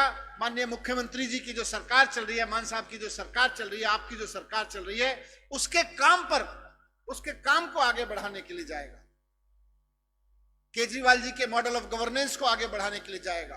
तो इस बार आपको वोट केवल और केवल एक सांसद बनाने के लिए नहीं, बल्कि मान साहब के हाथ मजबूत करने के लिए, केजरीवाल साहब के हाथ मजबूत करने के लिए भी झाड़ू पे ही दबाना है आने वाले 23 तारीख के चुनाव में। इसके बाद काम तो बहुत चल रहे हैं पंजाब में, व्यापारियों के लिए और काम हो रहे हैं, इंडस्ट्री को आगे ग्रोथ करने के लिए काम हो रहे हैं, गांवों को उठाने के लिए, खेती को उठाने के लिए कई तरह के काम मान साहब ने किए हैं और कर रहे हैं। शिक्षा में पहली बार ऐसा हुआ कि प्रिंसिपल्स के साथ बैठ के मान साहब, मुख्यमंत्री जी ने और शिक्षा मंत्री जी ने सामने सामने बैठ के पूछा, भाई हम चाहते हैं कि आप शानदार एजुकेशन दो, लेकिन शानदार एजुकेशन से पहले आप हमें बताओ कि हम क्या शानदार काम करें ताकि हमारे प्रिंसिपल शानदार एजुकेशन दे सकें। ये कभी हुआ नहीं पंजाब के इतिहास में। पंजाब का बजट आने वाला है, उसमें बहुत सारी योजनाएं होंगी निश्चित रूप से, लेकिन उसकी एक चीज जो आपके बीच आ चुकी है, व्यापारी बंधु बैठे हैं, कि पहली बार पंजाब के वित्त मंत्री ने 25 शहरों में जा जाके व्यापारियों से पूछा कि बताओ बजट में क्या चाहिए। आज तक कभी नहीं हुआ। तो ये सारे काम होने, इन सारे कामों को और मजबूती से करने के लिए, अपनी सरकार को और मजबूत बनाने के लिए, केजरीवाल जी की राजनीति को और मजबूत बनाने के लिए मैं आपसे हाथ जोड़ के विनती करने आया हूं कि इस बार फिर से 23 तारीख को जब बटन दबाने जाएं तो चारों तरफ मौका झाड़ू को ही देके आए, क्योंकि झाड़ू का दिया हुआ बटन ही आपकी सरकार को मजबूत करेगा। झाड़ू पे दबाया हुआ बटन ही आपकी राजनीति को मजबूत करेगा, ईमानदारी की, सख्ती की, काम करने वाली राजनीति को मजबूत करेगा। बहुत बहुत धन्यवाद, आपने मेरी बातों को ध्यान से सुना। भारत माता की बोले सोनिहाल। बहुत बहुत धन्यवाद। बहुत बहुत ਧੰਨਵਾਦ ਮਨੀਸ਼ ਸਰ। ਸਾਥੀਓ, ਹੁਣੇ ਸਿਸੋਦੀਆ ਸਾਹਿਬ ਦੱਸ ਕੇ ਗਏ ਕਿ ਕਿਸ ਤਰੀਕੇ ਦੇ ਨਾਲ ਇਹਨਾਂ ਨੇ ਦਿੱਲੀ ਦੇ ਵਿੱਚ 7 ਸਾਲਾਂ ਦੇ ਵਿੱਚ ਦਿੱਲੀ ਦਾ ਬਜਟ ਸਾਈਜ਼ ਸੀ ਜਿਹੜਾ ਉਹ 30,000 ਕਰੋੜ ਤੋਂ ਵਧਾ ਕੇ 76,000 ਕਰੋੜ ਕਰ ਦਿੱਤਾ, ਯਾਨੀ ਕਿ 2.5 ਗੁਣੇ। ਤੇ ਮਨੀਸ਼ ਸਰ, ਸਾਡੇ ਪੰਜਾਬ ਦੀ ਤਰਾਸਦੀ ਇਹ ਰਹੀ ਕਿ ਹੁਣ ਤੱਕ ਦੀਆਂ ਲੋਟੂ ਸਰਕਾਰਾਂ, ਉਹਨਾਂ ਨੇ ਪਿਛਲੇ 15 ਸਾਲਾਂ ਦੇ ਵਿੱਚ 2007 ਤੋਂ ਲੈ ਕੇ 2022 ਤੱਕ ਪੰਜਾਬ ਦਾ ਕਰਜ਼ਾ ਜਿਹੜਾ ਉਹ 50,000 ਕਰੋੜ ਤੋਂ ਵਧਾ ਕੇ ਸਰ 3 ਲੱਖ ਕਰੋੜ ਹੈ ਜਿਹੜਾ ਉਹ ਕਰਤੇ, ਯਾਨੀ ਕਿ 6 ਗੁਣਾ। ਆਹੀ ਫਰਕ ਹੈ ਆਮ ਆਦਮੀ ਪਾਰਟੀ ਤੇ ਬਾਕੀਆਂ ਪਾਰਟੀਆਂ ਸਰਕਾਰਾਂ ਦੇ ਵਿੱਚ। ਸੋ ਮੈਂ ਹੁਣ ਜ਼ਿਆਦਾ ਸਮਾਂ ਤੁਹਾਡੇ ਔਰ ਤੁਹਾਡੇ ਹਰਮਨ ਪਿਆਰੇ ਲੀਡਰ, ਪੰਜਾਬ ਦੀ ਆਨ ਬਾਨ ਸ਼ਾਨ ਮੁੱਖ ਮੰਤਰੀ ਸਾਹਿਬ ਭਗਵੰਤ ਸਿੰਘ ਮਾਨ ਦੇ ਵਿੱਚ ਨਾ ਜ਼ਿਆਦਾ ਰੁਕਦਾ ਹੋਇਆ ਇੰਨੀ ਗੱਲ ਕਹੂੰਗਾ ਕਿ ਇੱਕ ਅੰਗਰੇਜ਼ੀ ਦੀ ਕਹਾਵਤ ਹੈ ਕਿ action speak louder then words, ਔਰ ਅੱਜ ਮਾਨ ਸਾਹਿਬ ਦੇ ਕੰਮ ਨੇ ਜਿਹੜੇ ਉਹ ਸਾਰੀ ਦੁਨੀਆ ਖੜ ਖੜ ਕੇ ਬੋਲ ਰਹੀ ਹੈ। ਉਹ ਮਾਨ ਸਾਹਿਬ ਜਿਨ੍ਹਾਂ ਨੇ ਕਿਹਾ ਮੈਂ ਇੱਥੇ ਕਮਿਸ਼ਨ ਲਈ ਨਹੀਂ, ਮੈਂ ਇੱਥੇ ਮਿਸ਼ਨ ਤੇ ਆਇਆ ਹੋਇਆ, ਉਹ ਭਗਵੰਤ ਸਿੰਘ ਜੀ ਮਾਨ ਤੁਹਾਡੇ ਰੂਬਰੂ ਹੋ ਰਹੇ ਨੇ। ਬਹੁਤ ਬਹੁਤ ਧੰਨਵਾਦ ਜੀ। ਬਰਨਾਲਾ ਦੀ ਇਨਕਲਾਬੀ ਧਰਤੀ ਦੇ ਲੋਕ, ਸ਼ਹੀਦਾਂ ਦੀ ਧਰਤੀ, ਵੱਡੇ ਵੱਡੇ ਸ਼ਾਇਰਾਂ ਦੀ ਧਰਤੀ, ਵੱਡੇ ਵੱਡੇ ਰਾਈਟਰਾਂ ਦੀ ਧਰਤੀ, ਪੀਰਾਂ ਫਕੀਰਾਂ ਦੀ ਧਰਤੀ ਬਰਨਾਲਾ। ਸਭ ਤੋਂ ਪਹਿਲਾਂ ਜਿੰਨੇ ਵੀ ਕਦਮ ਤੁਸੀਂ ਚੱਲ ਕੇ ਆਏ ਹੋ ਸਾਡੇ ਸਿਰ ਮੱਥੇ, ਮੇਰੇ ਵੱਲੋਂ ਸਾਰਿਆਂ ਨੂੰ ਸਵਾਗਤ ਵੀ ਹੈ, ਨਮਸਕਾਰ ਵੀ ਹੈ, ਸਤਿ ਸ੍ਰੀ ਅਕਾਲ ਵੀ ਹੈ। ਵਾਹਿਗੁਰੂ ਜੀ ਕਾ ਖਾਲਸਾ, ਵਾਹਿਗੁਰੂ ਜੀ ਕੀ ਫਤਿਹ। ਸਟੇਜ ਦੇ ਉੱਤੇ ਦੇਸ਼ ਦੇ ਕ੍ਰਾਂਤੀਕਾਰੀ ਮੁੱਖ ਮੰਤਰੀ, ਦੇਸ਼ ਦੇ ਕ੍ਰਾਂਤੀਕਾਰੀ ਡਿਪਟੀ ਮੁੱਖ ਮੰਤਰੀ ਤੇ ਸਿੱਖਿਆ ਮੰਤਰੀ ਮਨੀਸ਼ ਸਿਸੋਦੀਆ ਜੀ ਬੈਠੇ ਨੇ। ਤੁਹਾਡੇ ਆਪਣੇ ਸ਼ਹਿਰ ਦੇ, ਤੁਹਾਡਾ ਆਪਣਾ ਪੁੱਤ, ਤੁਹਾਡਾ ਭਤੀਜਾ, ਤੁਹਾਡਾ ਛੋਟਾ ਵੱਡਾ ਭਾਈ, ਪੰਜਾਬ ਦਾ ਐਜੂਕੇਸ਼ਨ ਦਾ ਮੂੰਹ ਮਹਾਂਦਰਾ ਸਵਾਰਨ ਲਈ ਜਿਨ੍ਹਾਂ ਨੂੰ ਜ਼ਿੰਮੇਵਾਰੀ ਦਿੱਤੀ ਗਈ ਹੈ, ਮੀਤ ਹੇਅਰ ਜੀ ਬੈਠੇ ਨੇ। ਜਰਨੈਲ ਸਿੰਘ ਜੀ ਪੋਲੀਟੀਕਲ ਮਾਮਲੇ ਦੇਖਦੇ ਨੇ, ਬਹੁਤ ਸਾਰਾ ਉਹਨਾਂ ਦਾ ਵੀ ਧੰਨਵਾਦ ਹੈ। ਬਰਨਾਲੇ ਦੇ ਲੋਕ ਬੈਠੇ ਨੇ ਮੇਰੇ ਸਾਹਮਣੇ, ਦਸਾਂ ਨੌਹਾਂ ਦੀ ਕਮਾਈ ਕਰਨ ਵਾਲੇ ਲੋਕ ਹੋ ਤੁਸੀਂ, ਦੇਸ਼ ਭਗਤ ਲੋਕ ਹੋ ਤੁਸੀਂ। ਬਰਨਾਲਾ ਇੱਕ ਸ਼ਹਿਰ ਨਹੀਂ ਹੈਗਾ, ਬਰਨਾਲਾ ਇੱਕ ਸੰਸਥਾ ਹੈ ਬਹੁਤ ਵੱਡੀ। ਇੱਥੋਂ ਦੇ ਲੋਕਾਂ ਨੇ ਬਹੁਤ ਤਰੱਕੀ ਕੀਤੀ ਹੈ ਆਪਣੀ ਮਿਹਨਤ ਦੇ ਬਲ ਤੇ। ਤੁਸੀਂ ਸਾਡੀ ਜ਼ਿੰਮੇਵਾਰੀ ਲਾਈ ਹੈ ਕਿ ਆਪਾਂ ਪੰਜਾਬ ਨੂੰ ਲੀਹ ਤੇ ਚਾੜੀਏ। ਜਿਹੜਾ ਪੰਜਾਬ ਲੀਹੋਂ ਲੱਥ ਗਿਆ, ਵਪਾਰ ਲੀਹੋਂ ਲੱਥ ਗਿਆ, ਖੇਤੀ ਲੀਹੋਂ ਲੱਥ ਗਈ, ਦੁਕਾਨਦਾਰੀ ਲੀਹੋਂ ਲੱਥ ਗਈ, ਲੋਕਾਂ ਦੇ ਚੁੱਲ੍ਹਿਆਂ ਦੀ ਅੱਗ ਬੁਝਦੀ ਜਾਂਦੀ। ਅਸੀਂ ਤੁਹਾਡੇ ਕੋਲੇ ਸਕੂਲ, ਹਸਪਤਾਲ, ਬਿਜਲੀ, ਰੋਜ਼ਗਾਰ ਦੀਆਂ ਗੱਲਾਂ ਕਰਕੇ ਆਏ ਤਾਂ ਤੁਸੀਂ ਤਿੱਗਣਾ ਚੌਗਣਾ ਪਿਆਰ ਦਿੱਤਾ।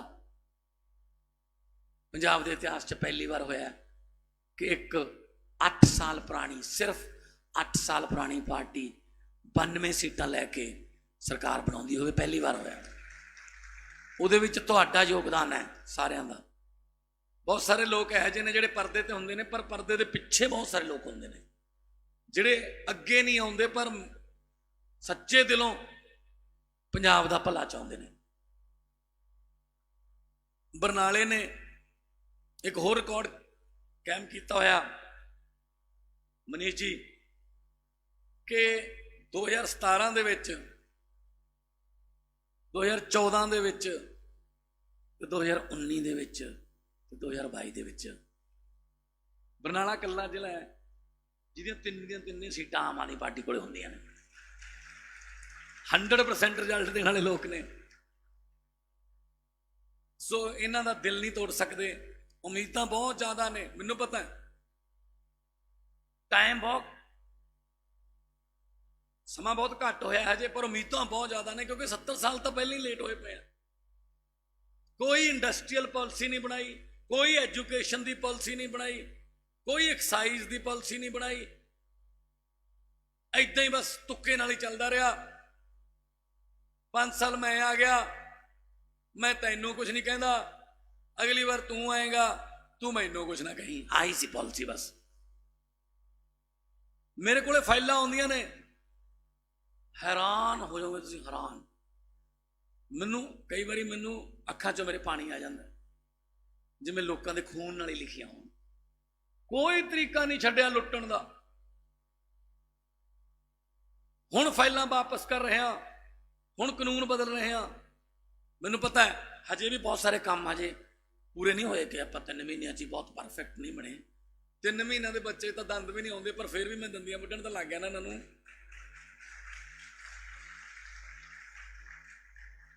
ਸੋ ਹੁਣ ਡਰਦੇ ਫਿਰਦੇ ਨੇ, ਹੁਣ ਭੱਜਦੇ ਫਿਰਦੇ ਨੇ, ਹੁਣ ਹਾਈ ਕੋਰਟਾਂ 'ਚ ਫਿਰਦੇ ਨੇ। ਸਾਨੂੰ ਗ੍ਰਿਫਤਾਰੀ ਤੋਂ ਹਫ਼ਤਾ ਕੁ ਪਹਿਲਾਂ ਦੱਸ ਦਿਓ, ਇਹਦਾ ਮਤਲਬ ਮਨ 'ਚ ਚੋਰ ਹੈ। ਨਿਆਂ ਥੋੜੀ ਕਿਸੇ ਨੂੰ ਮੈਂ ਗ੍ਰਿਫਤਾਰ ਕਰਦਾ ਫਿਰਦਾ। ਸੋ ਵੀਰੋ, ਹਜੇ ਬਹੁਤ ਸਾਰੇ ਕੰਮ ਬਾਕੀ ਨੇ, ਕੁਝ ਕਮੀਆਂ ਵੀ ਰਹੀਆਂ ਹੋਣਗੀਆਂ, ਠੀਕ ਕਰ ਲਾਂਗੇ। ਸਿਆਣੇ ਕਹਿੰਦੇ ਆ ਜਿਹਨੇ ਕੋਈ ਗਲਤੀ ਨਹੀਂ ਕੀਤੀ ਇਹਦਾ ਮਤਲਬ ਫਿਰ ਉਹਨੇ ਕੋਈ ਕੰਮ ਵੀ ਨਹੀਂ ਕੀਤਾ। ਗਲਤੀ ਕੰਮ ਦੌਰਾਨ ਹੋ ਜਾਂਦੀ ਹੈ, ਕੋਈ ਕਮੀ ਰਹਿ ਜਾਂਦੀ ਹੈ, ਅਮੈਂਡਮੈਂਟ ਕਰ ਲਾਂਗੇ ਤੁਹਾਨੂੰ ਪੁੱਛ ਕੇ ਕਿ ਤੁਸੀਂ ਦੱਸੋ ਕੀ ਚਾਹੁੰਦੇ ਹੋ, ਕਿਉਂਕਿ ਸਰਕਾਰ ਤਾਂ ਤੁਹਾਡੀ ਹੈ। ਫੈਸਲੇ ਇਹ ਥੋੜੀ ਹੈ ਕਿ ਉੱਥੇ ਚੰਡੀਗੜ੍ਹ ਦੇ ਏਸੀ ਕਮਰਿਆਂ 'ਚ ਬਹਿ ਕੇ ਫੈਸਲੇ ਹੋਣ। ਜਿਵੇਂ ਦਿੱਲੀ ਦੇ ਵਿੱਚ ਮੁਹੱਲਿਆਂ 'ਚ ਜਾ ਕੇ ਬਜਟ ਬਣਾਉਂਦੇ ਆ ਮਨੀਸ਼ ਜੀ, ਕਿ ਤੁਹਾਡੇ ਮਹੱਲੇ ਨੂੰ ਕੀ ਚਾਹੀਦਾ ਬਜਟ 'ਚ ਦੱਸੋ, ਇਹ ਆ ਬਜਟ ਲੋਕਾਂ ਦਾ। ਉੱਥੇ ਬੈਠੇ ਬੈਠੀ ਕਰੀ ਜਾਂਦੇ ਆ, ਇਹਨੂੰ ਆਪਾਂ ਲੈ ਲੈਂਦੇ ਆ। ਤੁਸੀਂ ਦੇਖੋ ਸੁਖ ਵਿਲਾਸ, ਸੁਣਿਆ ਹੋਣਾ ਨਾਮ,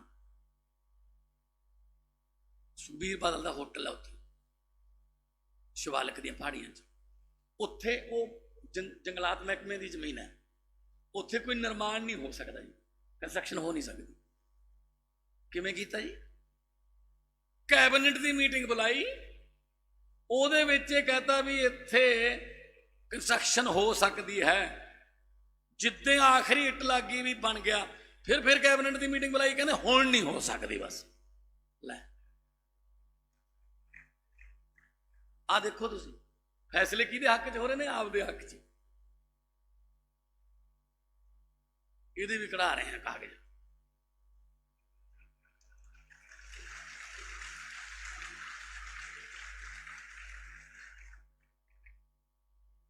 ਸਵੇਰੇ 5 ਵਜੇ ਉੱਠ ਕੇ ਚੈੱਕ ਕਰ ਲਿਆ ਕਰੋ ਮੋਬਾਈਲ ਫੋਨ, ਕਿਉਂਕਿ ਵੱਡੇ ਤੜਕੇ 3-3:30 ਵਜੇ ਤੱਕ ਤਾਂ ਕੋਈ ਨਾ ਕੋਈ ਹੁੰਦਾ ਹੈ।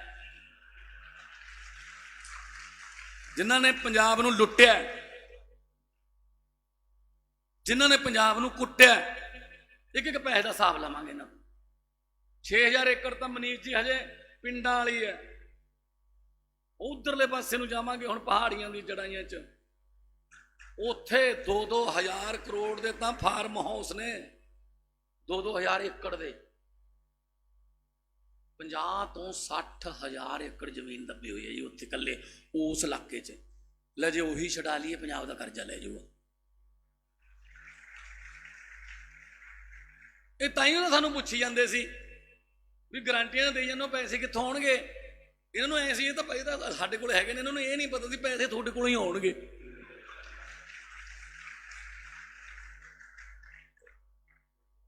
ਆਪਦੇ ਵਾਲਾ ਭੁੱਲ ਹੀ ਗਏ ਸੀ।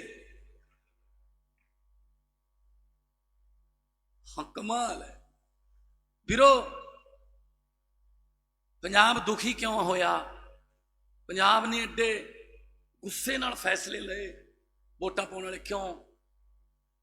ਦੇਖੋ, ਲੋਹੇ ਦੀ ਤੇ ਸੋਨੇ ਦੀ ਦੁਕਾਨ ਆਮਣੇ ਸਾਹਮਣੇ ਸੀ ਬਾਜ਼ਾਰ 'ਚ, ਤਾਂ ਸੋਨਾ ਲੋਹੇ ਨੂੰ ਕਹਿੰਦਾ ਯਾਰ ਥੋੜਾ ਤੇਰੇ ਵੀ ਵੱਜਦਾ ਹੈ, ਥੋੜਾ ਮੇਰੇ ਵੀ ਵੱਜਦਾ ਹੈ, ਤੂੰ ਥੋੜਾ ਜਿਹਾ ਜ਼ਿਆਦਾ ਨਹੀਂ ਰੌਲਾ ਪਾਉਂਦਾ? ਅੱਧੇ ਬਾਜ਼ਾਰ 'ਚ ਤੇਰੀ ਆਵਾਜ਼ ਸੁਣਦੀ ਹੁੰਦੀ ਹੈ, ਮੇਰੇ ਜਦੋਂ ਥੋੜਾ ਵੱਜਦਾ ਕਿ ਦੁਕਾਨ ਤੋਂ ਬਾਹਰ ਆਵਾਜ਼ ਆਈ ਹੈ। ਲੋਹਾ ਕਹਿੰਦਾ ਬਿਲਕੁਲ ਸਹੀ ਗੱਲ ਹੈ ਸੋਨੇ, ਥੋੜਾ ਤੇਰੇ ਵੀ ਵੱਜਦਾ ਲੋਹੇ ਦਾ, ਥੋੜਾ ਮੇਰੇ ਵੀ ਵੱਜਦਾ ਹੈ। ਫਰਕ ਸਿਰਫ ਇੰਨਾ ਕੁ ਹੈ ਕਿ ਜੋ ਤੇਰੇ ਤੇ ਲੋਹੇ ਦਾ ਥੋੜਾ ਵੱਜਦਾ ਹੈ ਉਹ ਤਾਂ ਬਗਾਨਾ ਹੈ ਤੇਰੇ ਵਾਸਤੇ, ਤੂੰ ਸੋਨਾ ਉਹ ਲੋਹਾ ਹੈ। ਬਗਾਨਿਆਂ ਨੇ ਤਾਂ ਕੁੱਟ ਨਹੀਂ ਹੁੰਦਾ, ਬਗਾਨਿਆਂ ਨੇ ਤਾਂ ਦੁੱਖ ਹੀ ਦੇਣੇ ਹੁੰਦੇ ਨੇ, ਤਾਂ ਕਰਕੇ ਤੇਰੀ ਆਵਾਜ਼ ਘੱਟ ਹੈ ਭਾਈ। ਕਹਿੰਦਾ ਮੈਨੂੰ ਦੁੱਖ ਇਸ ਗੱਲ ਦਾ ਹੈ ਕਿ ਮੈਨੂੰ ਮੇਰੇ ਆਪਣੇ ਕੁੱਟਦੇ ਨੇ, ਥੋੜਾ ਲੋਹੇ ਦਾ ਹੈ। ਦੁੱਖ ਇਸ ਗੱਲ ਦਾ ਹੈ ਕੋਰੇ ਲੁੱਟ ਕੇ ਲੈ ਗਏ, ਦੁੱਖ ਘਟ ਜੂਗਾ ਜਦੋਂ ਆਪਦੇ ਵਾਲੇ ਲੁੱਟਦੇ ਨੇ ਨਾ, ਉਦੋਂ ਜ਼ਿਆਦਾ ਦੁੱਖ ਹੁੰਦਾ। ਉਹਦੇ ਲੈ ਕੇ ਕਿੱਥੇ ਜਾਣਾ ਪੈਸਾ ਬਈ? ਤੁਸੀਂ ਇੱਥੇ ਹੀ ਰਹਿ ਜੂਗਾ। ਜਦ ਕੋਈ ਹੋਵੇ ਨਾ, ਤੁਹਾਡੀ ਧਰਮਰਾਜ ਨਾਲ ਗੱਲ ਹੋ ਗਈ ਵੀ ਤੁਹਾਡੇ ਵਾਲੇ ਆ ਸਕਦੇ ਨੇ, ਤਾਂ ਵੀ ਪਾਰਸਲ ਕਰ ਦਿਓ, ਇੱਥੇ ਨਾਲੇ ਪੱਕਾ ਪਤਾ ਹੈ ਕਿ ਜਾਣਾ ਕੁਛ ਨਹੀਂ, ਸਿਰਫ ਜੇ ਕੋਈ ਚੰਗੇ ਕੰਮ ਕਰ ਜਾਓਗੇ 4 ਬੰਦੇ ਯਾਦ ਰੱਖ ਲੈਣਗੇ, ਨਹੀਂ ਤਾਂ ਇੱਥੇ ਫਿਰ ਦੁਨੀਆ ਆਉਂਦੀ ਜਾਂਦੀ ਰਹਿੰਦੀ। ਜਾ ਕੇ ਜੰਕਸ਼ਨ ਰੇਲਾਂ ਦਾ ਗੱਡੀ ਇੱਕ ਆਵੇ ਇੱਕ ਜਾਵੇ। ਇਹੀ ਦੁੱਖ ਹੈ ਇਹਨਾਂ ਨੂੰ ਕਿ ਆਮ ਘਰਾਂ ਦੇ ਮੁੰਡੇ ਹੁਣ ਕਿਉਂ ਬਣ ਗਏ ਸਿੱਖਿਆ ਮੰਤਰੀ, ਆਮ ਘਰਾਂ ਦੇ ਧੀਆਂ ਪੁੱਤ ਕਿਉਂ ਬਣ ਗਏ ਮੁੱਖ ਮੰਤਰੀ। ਇਹੀ ਦੁੱਖ ਹੈ ਬਸ। ਸਾਡੇ ਘਰੇ ਆ ਗਏ, ਉੱਥੇ ਬਚੀ ਕੁਚੀ ਕਾਂਗਰਸ ਜਿੰਨੀ ਕੁ ਹੈਗੀ ਹੈ, ਬਿਨਾਂ ਪੁੱਛੀ ਆ ਗਏ। ਚਲੋ ਆਖੇ ਚਲੋ ਆ ਗਏ, ਚਲ ਚਾਹ ਪਿਆ ਲਓ ਯਾਰ। ਉਹਦਾ ਇਹ ਤਾਂ ਦਿਨ ਛਪਾਉਂਦੇ ਫਿਰਦੇ ਨੇ, ਚਲ ਸੂਰਜ ਜਾ ਛਿਪ ਜੇ। ਚਾਹ ਪਿਆਤੀ, ਚਾਹ ਪੀਣ ਤੋਂ ਬਾਅਦ ਘਰੇ ਹੀ ਬਹਿ ਕੇ ਨਾਅਰੇ ਲਾਉਣ ਲੱਗ ਗਏ। ਨਾਰਾ ਕੀ ਲਾ ਰਹੇ ਸੀ? ਧਰਮ ਸੋਤ ਤੇਰੀ ਸੋਚ ਤੇ ਪੈਰਾ ਦਿਆਂਗੇ ਠੋਕ ਕੇ। ਇੱਕ ਨਾਰਾ ਲਾਈ ਜਾਂਦਾ ਸੀ, ਸਾਡੇ ਹੱਕ ਇੱਥੇ ਦਾ। ਮੈਂ ਆਖਿਆ ਯਾਰ, ਰਿਸ਼ਵਤ ਖੋਰੀ ਕਰਨਾ ਕਾਂਗਰਸ ਦਾ ਹੱਕ ਹੈ? ਅਸਲ 'ਚ ਹੱਕ ਬਣਾ ਰੱਖਿਆ, ਕਿਉਂਕਿ 60 ਸਾਲ ਤੋਂ ਜ਼ਿਆਦਾ ਇਹਨਾਂ ਨੇ ਰਾਜ ਕੀਤਾ ਹੈ ਨਾ। ਇਹ ਰਾਜ ਤੋਂ ਬਿਨਾਂ ਰਹਿ ਨਹੀਂ ਸਕਦੇ। ਵਾਰੀ ਆਈ ਨਹੀਂ ਐਤਕੀ। ਮੈਨੂੰ ਤਾਂ ਲੱਗਦਾ ਕਈ ਤਾਂ ਘੱਟੋ ਘੱਟ 10-10 ਸਾਲਾਂ ਬਾਅਦ ਫੋਰਚੂਨਰਾਂ 'ਚ ਉਤਰ ਕੇ ਧੁੱਪੇ ਬੈਠੇ ਹੋਣੇ। ਇਹਨਾਂ ਨੇ ਕਦੇ ਧੁੱਪ ਦੇਖੀ ਥੋੜੀ ਸੀ। ਜੇ ਅਕਾਲੀ ਆ ਗਏ ਤਾਂ ਵੀ ਇਹਨਾਂ ਦੀ ਚੱਲਦੀ ਸੀ, ਇਹ ਆ ਗਏ ਤਾਂ ਵੀ ਨਹੀਂ ਚੱਲਦੀ ਸੀ। ਹੁਣ ਨਹੀਂ, ਹੁਣ ਬਦਲਾਅ ਆਊਗਾ, ਵੱਡਾ ਬਦਲਾਅ ਆਊਗਾ। ਔਰ ਇੱਕ ਗੱਲ ਦੀ ਮੈਂ ਗਰੰਟੀ ਦਿੰਦਾ ਕਿ ਹੱਕ 'ਚ ਫੈਸਲੇ ਹੋਣਗੇ ਤੁਹਾਡੇ। ਵਪਾਰ ਨੂੰ ਮੈਂ ਬਹੁਤ ਵੱਡੇ ਪੱਧਰ ਤੇ, ਪੰਜਾਬ ਨੂੰ ਮੈਂ ਇੰਡਸਟਰੀਅਲ ਹੱਬ ਬਣਾਉਣੀ ਚਾਹੁੰਦਾ, ਕਿਉਂਕਿ ਜਿੱਥੇ ਇੰਡਸਟਰੀ ਹੋਊਗੀ ਉੱਥੇ ਬੇਰੁਜ਼ਗਾਰੀ ਨਹੀਂ ਹੋਊਗੀ। ਪਹਿਲਾਂ ਵੈਟ ਹੁੰਦਾ ਸੀ, ਹੁਣ ਤਾਂ ਚਲੋ GST ਆ ਗਏ। ਮਨੀਸ਼ ਸਿਸੋਦੀਆ ਜੀ ਵਿੱਤ ਮੰਤਰੀ ਸੀ, ਬੁਲਾਏ ਵਪਾਰੀ, ਹਾਂ ਵੀ ਕਿਵੇਂ ਆਹ ਜੀ ਇੰਸਪੈਕਟਰ ਤੰਗ ਕਰਦੇ ਨੇ। ਅੱਛਾ ਠੀਕ ਹੈ, ਓਕੇ ਹੋ ਗਿਆ ਫੈਸਲਾ, ਨਹੀਂ ਆਉਣਗੇ ਕੋਈ ਤੁਹਾਡੇ ਕੋਲੇ। 12.5% ਵੈਟ ਹੁੰਦਾ ਸੀ, 5% ਵੈਟ ਕਰਤਾ, 7.5% ਵੈਟ ਘਟਾਤਾ। ਵੈਟ ਘਟਾ ਕੇ ਇਹ ਕਹਿਤਾ ਇਮਾਨਦਾਰੀ ਨਾਲ ਟੈਕਸ ਦੇ ਦਿਓ, ਤੁਹਾਡੇ ਤੇ ਲਾਵਾਂਗੇ। 2000 ਕਰੋੜ ਰੁਪਏ ਦੀ ਕਲੈਕਸ਼ਨ ਵੱਧ ਗਈ ਘਟਾ ਕੇ।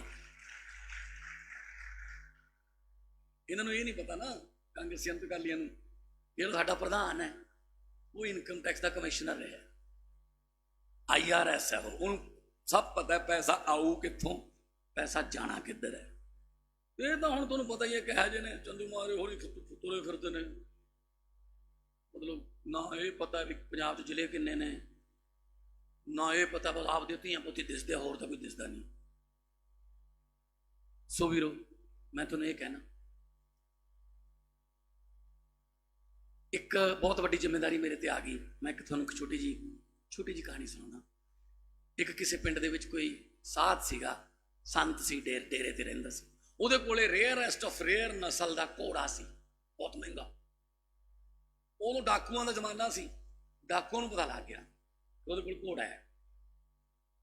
ਡਾਕੂਆਂ ਦਾ ਸਰਦਾਰ ਕਹਿੰਦਾ ਚੱਲ ਯਾਰ, ਸਾਧ ਸੰਤ ਬੰਦਾ ਹੈ, ਖੂਨ ਖਰਾਬਾ ਕਾਹਨੂੰ ਕਰਨਾ ਹੈ, ਉਹਨੂੰ ਪੁੱਛ ਲਓ ਯਾਰ ਕਿੰਨੇ ਕੁ ਦਾ ਵੇਚਦਾ, ਲੈ ਲਓ। ਭੇਜਤਾ ਬੰਦਾ ਆਪਣਾ। ਉਹ ਕਹਿੰਦਾ ਬਾਬਾ ਜੀ ਘੋੜਾ ਕਿੰਨੇ ਦਾ ਵੇਚਣਾ? ਕਹਿੰਦਾ ਪੁੱਤ ਮੈਂ ਤਾਂ ਵੇਚਣਾ ਨਹੀਂ ਹੈ। ਕਹਿੰਦਾ ਬਾਬਾ ਜੀ 10 ਲੱਖ ਲੈ ਲਓ। ਨਾ ਵੇਚਣਾ ਹੀ ਨਹੀਂ ਆਪਾਂ ਨੇ। ਕਹਿੰਦਾ ਆਪਾਂ ਤਾਂ ਪਾਲਿਆ, ਛੋਟਾ ਹੁੰਦਾ ਬਸ਼ੇਰਾ ਸੀ ਜਦੋਂ ਇਹ। 20 ਲੈ ਲਓ ਬਾਬਾ ਜੀ। ਕਹਿੰਦਾ ਨਹੀਂ ਆਪਾਂ ਵੇਚਣਾ ਹੀ ਨਹੀਂ ਜਦੋਂ। ਚਲ ਕਹਿੰਦਾ 50 ਕਰੀਏ ਫਿਰ। ਉਹ ਕਹਿੰਦੇ ਨਹੀਂ ਵੇਚਣਾ। ਕਹਿੰਦਾ ਜੀ ਡਾਕੂ ਬਘੇਲ ਸਿੰਘ ਵਾਲੇ ਪਾਸੇ ਆਏ ਆ, ਕਰੋੜ ਤੇ ਗੱਲ ਨਵੇੜ ਲਓ ਹੁਣ। ਉਹ ਕਹਿੰਦਾ ਜਦੋਂ ਮੈਂ ਵੇਚਣਾ ਹੀ ਨਹੀਂ ਯਾਰ, ਕਾਹਦੇ ਕਰੋੜ ਰੁਪਏ। ਉਹਨੇ ਜਾ ਕੇ ਦੱਸਤਾ ਡਾਕੂ ਨੂੰ, ਆਪਦੇ ਸਰਦਾਰ ਨੂੰ। ਕਹਿੰਦਾ ਉਹ ਨਹੀਂ ਵੇਚਦਾ। ਉਹ ਚੱਲ ਠੀਕ ਹੈ। ਚੌਥੇ ਪੰਜਵੇਂ ਦਿਨ ਉਹੀ ਡਾਕੂ, ਚੌਥੇ ਪੰਜਵੇਂ ਦਿਨ ਉਹੀ ਸਾਧ ਸੰਤ ਘੋੜੇ ਤੇ, ਉਸੇ ਘੋੜੇ ਤੇ ਬਹਿ ਕੇ ਸ਼ਹਿਰ ਵੱਲ ਨੂੰ ਚੱਲਿਆ ਸੀ। ਤਾਂ ਰਸਤੇ 'ਚ ਇੱਕ ਬਹੁਤ ਕੁੱਬਾ ਹੋ ਕੇ ਸੋਟੀ ਦੇ ਸਹਾਰੇ ਤੁਰ ਰਿਹਾ ਵਿਚਾਰਾ ਗਰੀਬ ਜਿਹਾ ਅੰਨਾ ਬੰਦਾ ਤੁਰਿਆ ਜਾਂਦਾ ਸੀ। ਉਹ ਕਹਿੰਦਾ ਭਾਈ ਮੈਂ ਅੰਨਾ, ਪਰ ਮੈਨੂੰ ਸੁਣਦਾ ਹੈ, ਘੋੜੇ ਦੇ ਪੌੜਾਂ ਦੀ ਆਵਾਜ਼ ਸੁਣੀ ਹੈ, ਕੋਈ ਸ਼ਹਿਰ ਵੱਲ ਨੂੰ ਘੋੜ ਸਵਾਰ ਚੱਲਿਆ, ਜੇ ਕਿਤੇ ਮੈਨੂੰ ਬਿਠਾ ਕੇ ਲੈ ਜੇ ਤਾਂ ਮੇਰੀ ਜਾਨ ਬਚ ਸਕਦੀ ਹੈ। ਮੈਂ ਬਿਮਾਰ ਹਾਂ, ਮੈਨੂੰ ਲੱਗਦਾ ਨਹੀਂ ਜੇ ਤੁਰ ਕੇ ਗਿਆ ਮੈਂ ਪਹੁੰਚੂਗਾ ਸ਼ਹਿਰ। ਉਹ ਸਾਧੂ ਸੰਤ ਜੀ ਉਤਰੇ। ਕਹਿੰਦਾ ਪਹਿਲਾਂ ਤੁਸੀਂ ਬੈਠੋ, ਪਹਿਲਾਂ ਫਿਰ ਮੈਂ ਜਦੋਂ ਬਿਠਾਏ ਉਹ ਉਹਨੇ ਮਾਰੀ ਘੋੜੇ ਦੀ ਅੱਡੀ, ਘੋੜਾ ਹੋ ਗਿਆ ਜੀ 50-60 ਮੀਟਰ ਤੇ ਖੜਾ ਕੇ ਘੋੜਾ। ਉਹ ਕਹਿੰਦਾ ਗੱਲ ਸੁਣ, ਤੈਨੂੰ ਕਰੋੜ ਰੁਪਇਆ ਦਿੰਦੇ ਸੀ ਨਾ ਅਸੀਂ, ਨਹੀਂ ਮੰਨਿਆ ਨਾ ਤੂੰ। ਉਹੀ ਬਘੇਲ ਸਿੰਘ ਦੇ ਬੰਦੇ ਆ, ਕੋਈ ਮੈਂ ਅੰਨਾ ਨਹੀਂ, ਕੋਈ ਬਿਮਾਰ ਨਹੀਂ ਹੈਗਾ ਮੈਂ, ਹੁਣ ਤੈਨੂੰ ਪੈਸੇ ਵੀ ਨਹੀਂ ਮਿਲਣੇ, ਘੋੜਾ ਵੀ ਨਹੀਂ ਮਿਲਣਾ। ਉਹ ਕਹਿੰਦਾ ਜੀ ਦੇਖੋ, ਘੋੜਾ ਤਾਂ ਉਸੇ ਦਾ ਹੀ ਹੁੰਦਾ ਜਿਹਦੇ ਹੱਥ 'ਚ ਉਹਦੀਆਂ ਬਾਗਾਂ ਨੇ ਲਗਾ, ਘੋੜਾ ਤਾਂ ਤੁਹਾਡਾ ਹੋ ਗਿਆ, ਪਰ ਮੇਰੀ ਇੱਕ ਬੇਨਤੀ ਸੁਣ। ਕਹਿੰਦੇ ਕੀ? ਕਹਿੰਦਾ ਬਸ ਇਹ ਦੱਸਿਓ ਨਾ ਯਾਰ ਲੋਕਾਂ ਨੂੰ ਕਿ ਤੁਸੀਂ ਕਿਵੇਂ ਖੋਇਆ ਮੈਥੋਂ। ਉਹ ਹੱਸ ਪਿਆ, ਕਹਿੰਦਾ ਇਹਦੇ ਨਾਲ ਕੀ ਫਰਕ ਪੈਂਦਾ? ਉਹ ਸਾਧ ਕਹਿੰਦਾ ਇਹਦੇ ਨਾਲ ਬਹੁਤ ਫਰਕ ਪੈਂਦਾ। ਕਹਿੰਦਾ ਜੇ ਤੁਸੀਂ ਦੱਸਤਾ ਨਾ, ਫਿਰ ਆਉਣ ਵਾਲੇ ਫਿਊਚਰ 'ਚ, ਭਵਿੱਖ 'ਚ ਨਾ, ਲੋਕ ਸੱਚੀ ਮੁੱਚੀ ਦੇ ਅੰਨਿਆਂ ਤੇ, ਸੱਚੀ ਮੁੱਚੀ ਦੇ ਬਿਮਾਰਾਂ ਤੇ, ਗਰੀਬਾਂ ਤੇ ਵੀ ਯਕੀਨ ਕਰਨੋਂ ਹਟ ਜਾਣਗੇ ਯਾਰ, ਕਿ ਪਤਾ ਨਹੀਂ ਡਾਕੂ ਹੀ ਨਾ ਹੋਵੇ ਕਿਤੇ। ਇਹ ਮੈਂ ਕਹਾਣੀ ਤਾਂ ਸੁਣਾਈ ਹੈ ਕਿ ਜੇ ਆਮ ਆਦਮੀ ਪਾਰਟੀ ਦਾ ਕੋਈ ਮੰਤਰੀ ਜਾਂ ਮੁੱਖ ਮੰਤਰੀ ਕਿਤੇ ਪੈਸੇ ਲੈਂਦਾ ਫੜਿਆ ਗਿਆ ਨਾ, ਤਾਂ ਐਡਾ ਦਿਲ ਟੁੱਟੂਗਾ ਲੋਕਾਂ ਦਾ ਕਿ ਯਾਰ ਇਹ ਵੀ ਇਹਨਾਂ ਤੋਂ ਹੀ ਉਮੀਦ ਸੀ। ਸੋ ਮੈਂ ਤੁਹਾਨੂੰ ਇਹ ਯਕੀਨ ਦਿਵਾਉਣਾ, ਜਿੱਦਾਂ 1 ਵੀ ਰੁਪਈਆ ਮੈਂ ਲੋਕਾਂ ਦੇ ਪੈਸੇ ਚੋਂ 1 ਵੀ ਰੁਪਈਆ ਖਾ ਲਿਆ, ਉਹ ਰੁਪਈਆ ਨਹੀਂ ਹੋਊਗਾ, ਉਹ ਸਲਫਾਸ ਦੀ ਗੋਲੀ ਸਮਝ ਲਿਓ ਉਹਨੂੰ। ਇਸ ਤਰ੍ਹਾਂ ਦਾ ਪ੍ਰਸ਼ਾਸਨ ਤੁਹਾਨੂੰ ਦੇਵਾਂਗੇ। ਸਰਕਾਰਾਂ ਚਲਾਉਣੀਆਂ ਆਉਂਦੀਆਂ ਨੇ, ਦਿੱਲੀ ਦੇ ਵਿੱਚ ਕਾਮਯਾਬੀ ਨਾਲ ਸਰਕਾਰ ਅਰਵਿੰਦ ਕੇਜਰੀਵਾਲ ਜੀ ਦੀ ਅਗਵਾਈ 'ਚ ਚੱਲ ਰਹੀ ਹੈ, ਔਰ ਬਿਜਲੀ ਲਗਭਗ 72% ਦਿੱਲੀ ਨੂੰ ਬਿਜਲੀ ਦਾ ਬਿੱਲ 0 ਆਉਂਦਾ ਹੈ। ਇਲਾਜ ਜਮਾ ਫ੍ਰੀ ਹੈ। ਜਿਹੜਾ 250 ਕਰੋੜ ਵਾਲਾ ਪੁਲ ਸੀ ਉਹ 100 ਕਰੋੜ 'ਚ ਬਣਾਏ ਨੇ, 150 ਕਰੋੜ ਬਚਾਇਆ। 1 ਵੀ ਰੁਪਈਆ ਕਰਜ਼ਾ ਨਹੀਂ ਚੜਾਇਆ, ਸਗੋਂ ਸਰਪਲਸ ਸਟੇਟ ਕਰਤੀ ਜੀ, ਸਰਪਲਸ ਸਟੇਟ ਦਿੱਲੀ। ਕਰਜ਼ਾ ਚੜਾ ਕੇ ਤਰੱਕੀ ਜਿਹੜੀ ਹੈ ਉਹਦਾ ਕੀ ਫਾਇਦਾ ਹੋਇਆ? ਲੋਕਾਂ ਤੋਂ ਤੁਸੀਂ ਮਾਫੀਆ ਰਾਜ ਬੰਦ ਕਰੋ, ਲੀਕੇਜ ਬੰਦ ਕਰ ਦਿਓ, ਪੈਸਾ ਖਜ਼ਾਨੇ 'ਚ ਆਊਗਾ, ਖਜ਼ਾਨਾ ਲੋਕਾਂ ਵੱਲ ਖੋਲ ਦਿਓ। ਕੋਈ ਘਾਟ ਨਹੀਂ ਹੁੰਦੀ ਸਰਕਾਰਾਂ ਕੋਲੇ, ਪਰ ਨੀਤ ਦੀ ਘਾਟ ਹੁੰਦੀ ਹੈ। ਸਾਡੀ ਨੀਤ ਚੰਗੀ ਹੈ, ਸਾਥ ਚਾਹੀਦਾ ਤੁਹਾਡਾ, ਤੇ ਇਸ ਗੱਲ ਦਾ ਸਾਥ ਚਾਹੀਦਾ ਕਿ ਤੁਸੀਂ ਪਹਿਲਾਂ ਸੰਗਰੂਰ ਤੋਂ ਮੈਨੂੰ 2014 ਦੇ ਵਿੱਚ 2.25 ਲੱਖ ਵੋਟਾਂ ਤੇ ਜਿਤਾਇਆ, ਪੰਜਾਬ ਸਭ ਤੋਂ ਵੱਧ। ਫਿਰ ਮੈਂ ਜਾ ਕੇ ਪਾਰਲੀਮੈਂਟ 'ਚ ਤੁਹਾਡੀ ਆਵਾਜ਼ ਉਠਾਈ, ਪੰਜਾਬ ਦੇ ਮੁੱਦੇ ਉਠਾਏ, ਫਿਰ MP ਲੈਟ ਦੇ ਪੈਸੇ ਦਾ ਹਿਸਾਬ ਦਿੱਤਾ ਜਿੰਨੇ ਕਿ ਮੇਰੇ ਕੋਲ ਹੁੰਦੇ ਸੀ, ਉਹਦਾ ਜਿਹੜਾ ਵਿਆਜ ਹੁੰਦਾ ਸੀ ਉਹ ਵੀ ਤੁਹਾਡੇ ਤੇ ਲਾਇਆ। ਫਿਰ 19 'ਚ ਤੁਸੀਂ ਮੈਨੂੰ ਫਿਰ ਮੌਕਾ ਦਿੱਤਾ, ਭਾਵੇਂ ਮੈਂ ਇਕੱਲਾ ਹੀ ਸੀ, ਫਿਰ ਵੀ ਮੈਂ ਜਾ ਕੇ ਉੱਥੇ ਬੋਲਿਆ। ਹੁਣ ਤੁਸੀਂ ਮੈਨੂੰ ਐਡਾ ਵੱਡਾ ਮੌਕਾ ਪੰਜਾਬ 'ਚ ਦਿੱਤਾ, ਤਾਂ ਫਿਰ ਮੇਰੇ ਵਾਲੀ ਸੀਟ ਜਿਹੜੀ ਹੈ ਉਹ ਖਾਲੀ ਜਿਹੜੀ ਹੋਈ ਹੈ ਉਹ ਕੋਈ ਹੋਰ ਨਾ ਭਰੇ, ਉਹ ਫਿਰ ਝਾੜੂ ਵਾਲੇ ਹੀ ਜਾਵੇ ਉੱਥੇ, ਤਾਂ ਕਿ ਉਹਨਾਂ ਨੂੰ ਵੀ ਪਤਾ ਲੱਗੇ, ਸਾਰਿਆਂ ਨੂੰ, ਬਾਕੀਆਂ ਨੂੰ, ਕਿ ਸੰਗਰੂਰ ਵਾਲੇ ਨੇ ਭਾਈ, ਇਹ ਤਾਂ ਬਸ ਟੋਪੀ ਵਾਲੇ ਕਿੱਲ ਠੋਕ ਦਿੰਦੇ ਆ ਇਹ ਸੰਗਰੂਰ ਵਾਲੇ, ਬਰਨਾਲੇ ਵਾਲੇ। ਸੋ ਤੁਸੀਂ ਬਹੁਤ ਸਾਥ ਦਿੱਤਾ, ਜਿਹੜਾ ਕਈ ਜਨਮ ਉਹਦਾ ਕਰਜ਼ਾ ਨਹੀਂ ਲਾ ਸਕਦੇ, ਤੇ ਤਜਰਬੇ ਨਾਲ, ਤੁਹਾਡੇ ਤਜਰਬੇ ਨਾਲ, ਤੁਹਾਡੇ ਤੋਂ ਵੀ ਤਜਰਬਾ ਲਵਾਂਗੇ, ਸਰਕਾਰ ਚਲਾਵਾਂਗੇ। ਸਿੰਗਲ ਵਿੰਡੋ ਸਿਸਟਮ ਮਿਲੂਗਾ ਜੀ, ਕੋਈ CLU, ਕੋਈ ਪੋਲੂਸ਼ਨ ਸਰਟੀਫਿਕੇਟ, ਕੋਈ ਫਾਇਰ ਦਾ, ਕਿਤੇ ਦਫ਼ਤਰਾਂ ਜਾਣ ਦੀ ਲੋੜ ਨਹੀਂ, ਵੈਬ ਪੋਰਟਲ ਹੋਊਗਾ, ਆਪਣੇ ਘਰੇ ਬੈਠ ਕੇ ਫੀਸ ਭਰ ਕੇ ਪ੍ਰਿੰਟ ਆਊਟ ਕੱਢ ਲਿਓ ਸਾਰੇ, ਜਿਹੜੇ ਵੀ ਜਿੰਨੇ ਵੀ ਤੁਸੀਂ ਕੋਈ ਚਾਹੀਦੇ ਆ। ਲਾਇਸੈਂਸ ਦਾ ਕਰਤਾ, ਲਰਨਿੰਗ ਲਾਇਸੈਂਸ ਵਾਸਤੇ ਕਿਤੇ ਨਹੀਂ ਜਾਣਾ ਪੈਣਾ। ਹੁਣ RTO ਦਫ਼ਤਰ ਦੇ ਕੋਈ ਗੇੜਾ ਨਹੀਂ ਮਾਰਨਾ ਪਊਗਾ, ਘਰੇ ਬੈਠੇ ਮੋਬਾਈਲ ਤੇ ਟੈਸਟ ਦਿਓ, ਮੋਬਾਈਲ ਤੇ ਰਿਜ਼ਲਟ ਆਊਗਾ, ਉੱਥੋਂ ਹੀ ਤੁਸੀਂ ਲਰਨਿੰਗ ਲਾਇਸੈਂਸ ਕੱਢ ਲਓ। 15 ਲੱਖ ਗੇੜਾ ਬਚ ਗਿਆ ਜੀ, ਕਿਉਂਕਿ 7.5 ਲੱਖ ਬੰਦੇ ਨੇ ਪਿਛਲੇ ਸਾਲ ਲਰਨਿੰਗ ਲਾਇਸੈਂਸ ਅਪਲਾਈ ਕੀਤਾ ਸੀ। ਘੱਟੋ ਘੱਟ 2 ਗੇੜੇ ਲੱਗਦੇ ਨੇ, 15 ਲੱਖ ਗੇੜਾ ਬਚ ਗਿਆ, ਖੱਜਲ ਖੁਆਰੀ ਬਚ ਗਈ। ਅਸੀਂ ਫਿਰ ਹੁਣ ਅੱਗੇ ਆਉਣ ਵਾਲੇ ਦਿਨਾਂ 'ਚ ਬਹੁਤ ਸਾਰਾ ਜਿਹੜਾ ਗਵਰਨਮੈਂਟ ਤੇ ਲੈ ਆਵਾਂਗੇ ਆਪਾਂ, ਕਿਤੇ ਜਾਣ ਦੀ ਲੋੜ ਨਹੀਂ, ਕੋਈ ਤੁਹਾਡੇ ਤੋਂ ਰਿਸ਼ਵਤ ਨਹੀਂ ਮੰਗੂਗਾ, ਨਾ ਇਹ ਕਹੂਗਾ ਕੋਈ ਕਿ ਬੁੱਧਵਾਰ ਨੂੰ ਆ ਜੀ, ਵੀਰਵਾਰ ਨੂੰ ਆ ਜੀ। ਇਹ ਸਾਰੇ ਖੱਜਲ ਖੁਆਰੀਆਂ ਦੇ ਜਿਹੜੇ ਤਰੀਕੇ ਨੇ ਬੰਦ ਕਰ ਦੇਣ, ਤਾਂ ਕਿ ਪੰਜਾਬ, ਜਿਸ ਤਰ੍ਹਾਂ ਮਨੀਸ਼ ਭਾਈ ਕਹਿ ਰਹੇ ਸੀਗੇ ਕਿ ਪੰਜਾਬ ਤੇ ਦਿੱਲੀ ਨੂੰ ਮਾਡਲ ਦੇ ਤੌਰ ਤੇ ਦੇਖਣ ਲੋਕ, ਕਿ ਹਾਂ ਯਾਰ ਇੱਥੇ ਕੰਮ ਹੁੰਦਾ ਹੈ, ਹਾਂ ਯਾਰ ਜੇ ਕੋਈ ਚੰਗੀ ਗਵਰਨਮੈਂਟ ਆ ਜਾਏ ਤਾਂ ਲੋਕਾਂ ਦੀਆਂ ਜ਼ਿੰਦਗੀਆਂ 'ਚ ਬਦਲਾਅ ਲਿਆ ਸਕਦੀ ਹੈ। ਇਸ ਕਰਕੇ ਮੈਂ ਤੁਹਾਡੇ ਕੋਲੇ ਆਇਆ। 23 ਤਰੀਕ ਨੂੰ ਤੀਜੇ ਨੰਬਰ ਤੇ ਬਟਨ ਹੈ ਝਾੜੂ ਵਾਲਾ। ਤੇ ਕੁਝ ਐਸੋਸੀਏਸ਼ਨਾਂ ਦੇ ਪ੍ਰਧਾਨ ਨੇ, ਮੈਂ ਬੇਨਤੀ ਕਰਦਾ ਇੱਥੇ ਇਕੱਲਾ ਪ੍ਰਧਾਨ ਸਾਹਿਬ, ਇੱਥੇ ਤੁਸੀਂ ਆਪਣੇ ਮੰਗ ਪੱਤਰ ਜਾਂ ਕੋਈ ਸਲਾਹ ਹੈ, ਮੈਂ ਇੱਥੇ ਆ ਜਾਊਗਾ ਤੇ ਤੁਹਾਨੂੰ ਮਿਲਦਾ, ਮੈਂ ਆ ਕੇ ਇੱਥੇ ਖੜ੍ਹ ਜਾਓ। ਐਸੋਸੀਏਸ਼ਨਾਂ ਦੇ ਪ੍ਰਧਾਨ ਸਿਰਫ ਆਉਣ ਤੇ ਮੈਨੂੰ ਕੋਈ ਮੰਗ ਪੱਤਰ ਜਾਂ ਕੋਈ ਸਲਾਹ ਦੇਣੀ ਹੈ, ਮੈਂ ਤੁਹਾਨੂੰ ਮਿਲ ਕੇ ਜਾਊਂਗਾ। ਬਹੁਤ ਬਹੁਤ ਧੰਨਵਾਦ। ਦੋਨੇ ਹੱਥ ਉੱਪਰ ਚੱਕ ਕੇ ਦੋ ਨਾਰੇ ਲਾ ਦਿਓ, ਇਨਕਲਾਬ ਇਨਕਲਾਬ ਵੰਦੇ ਬੋਲੇ ਸੋ ਨਿਹਾਲ। ਬਹੁਤ ਬਹੁਤ ਧੰਨਵਾਦ, ਬਹੁਤ ਬਹੁਤ ਮਿਹਰਬਾਨੀ। ਆਰਾਮ ਨਾਲ ਜਾਇਓ, ਹੌਲੀ ਜਾਇਓ। ਤੁਹਾਡੇ ਦਿੱਤੇ ਪਿਆਰ ਲਈ ਬਹੁਤ ਬਹੁਤ ਬਹੁਤ ਬਹੁਤ ਸ਼ੁਕਰੀਆ।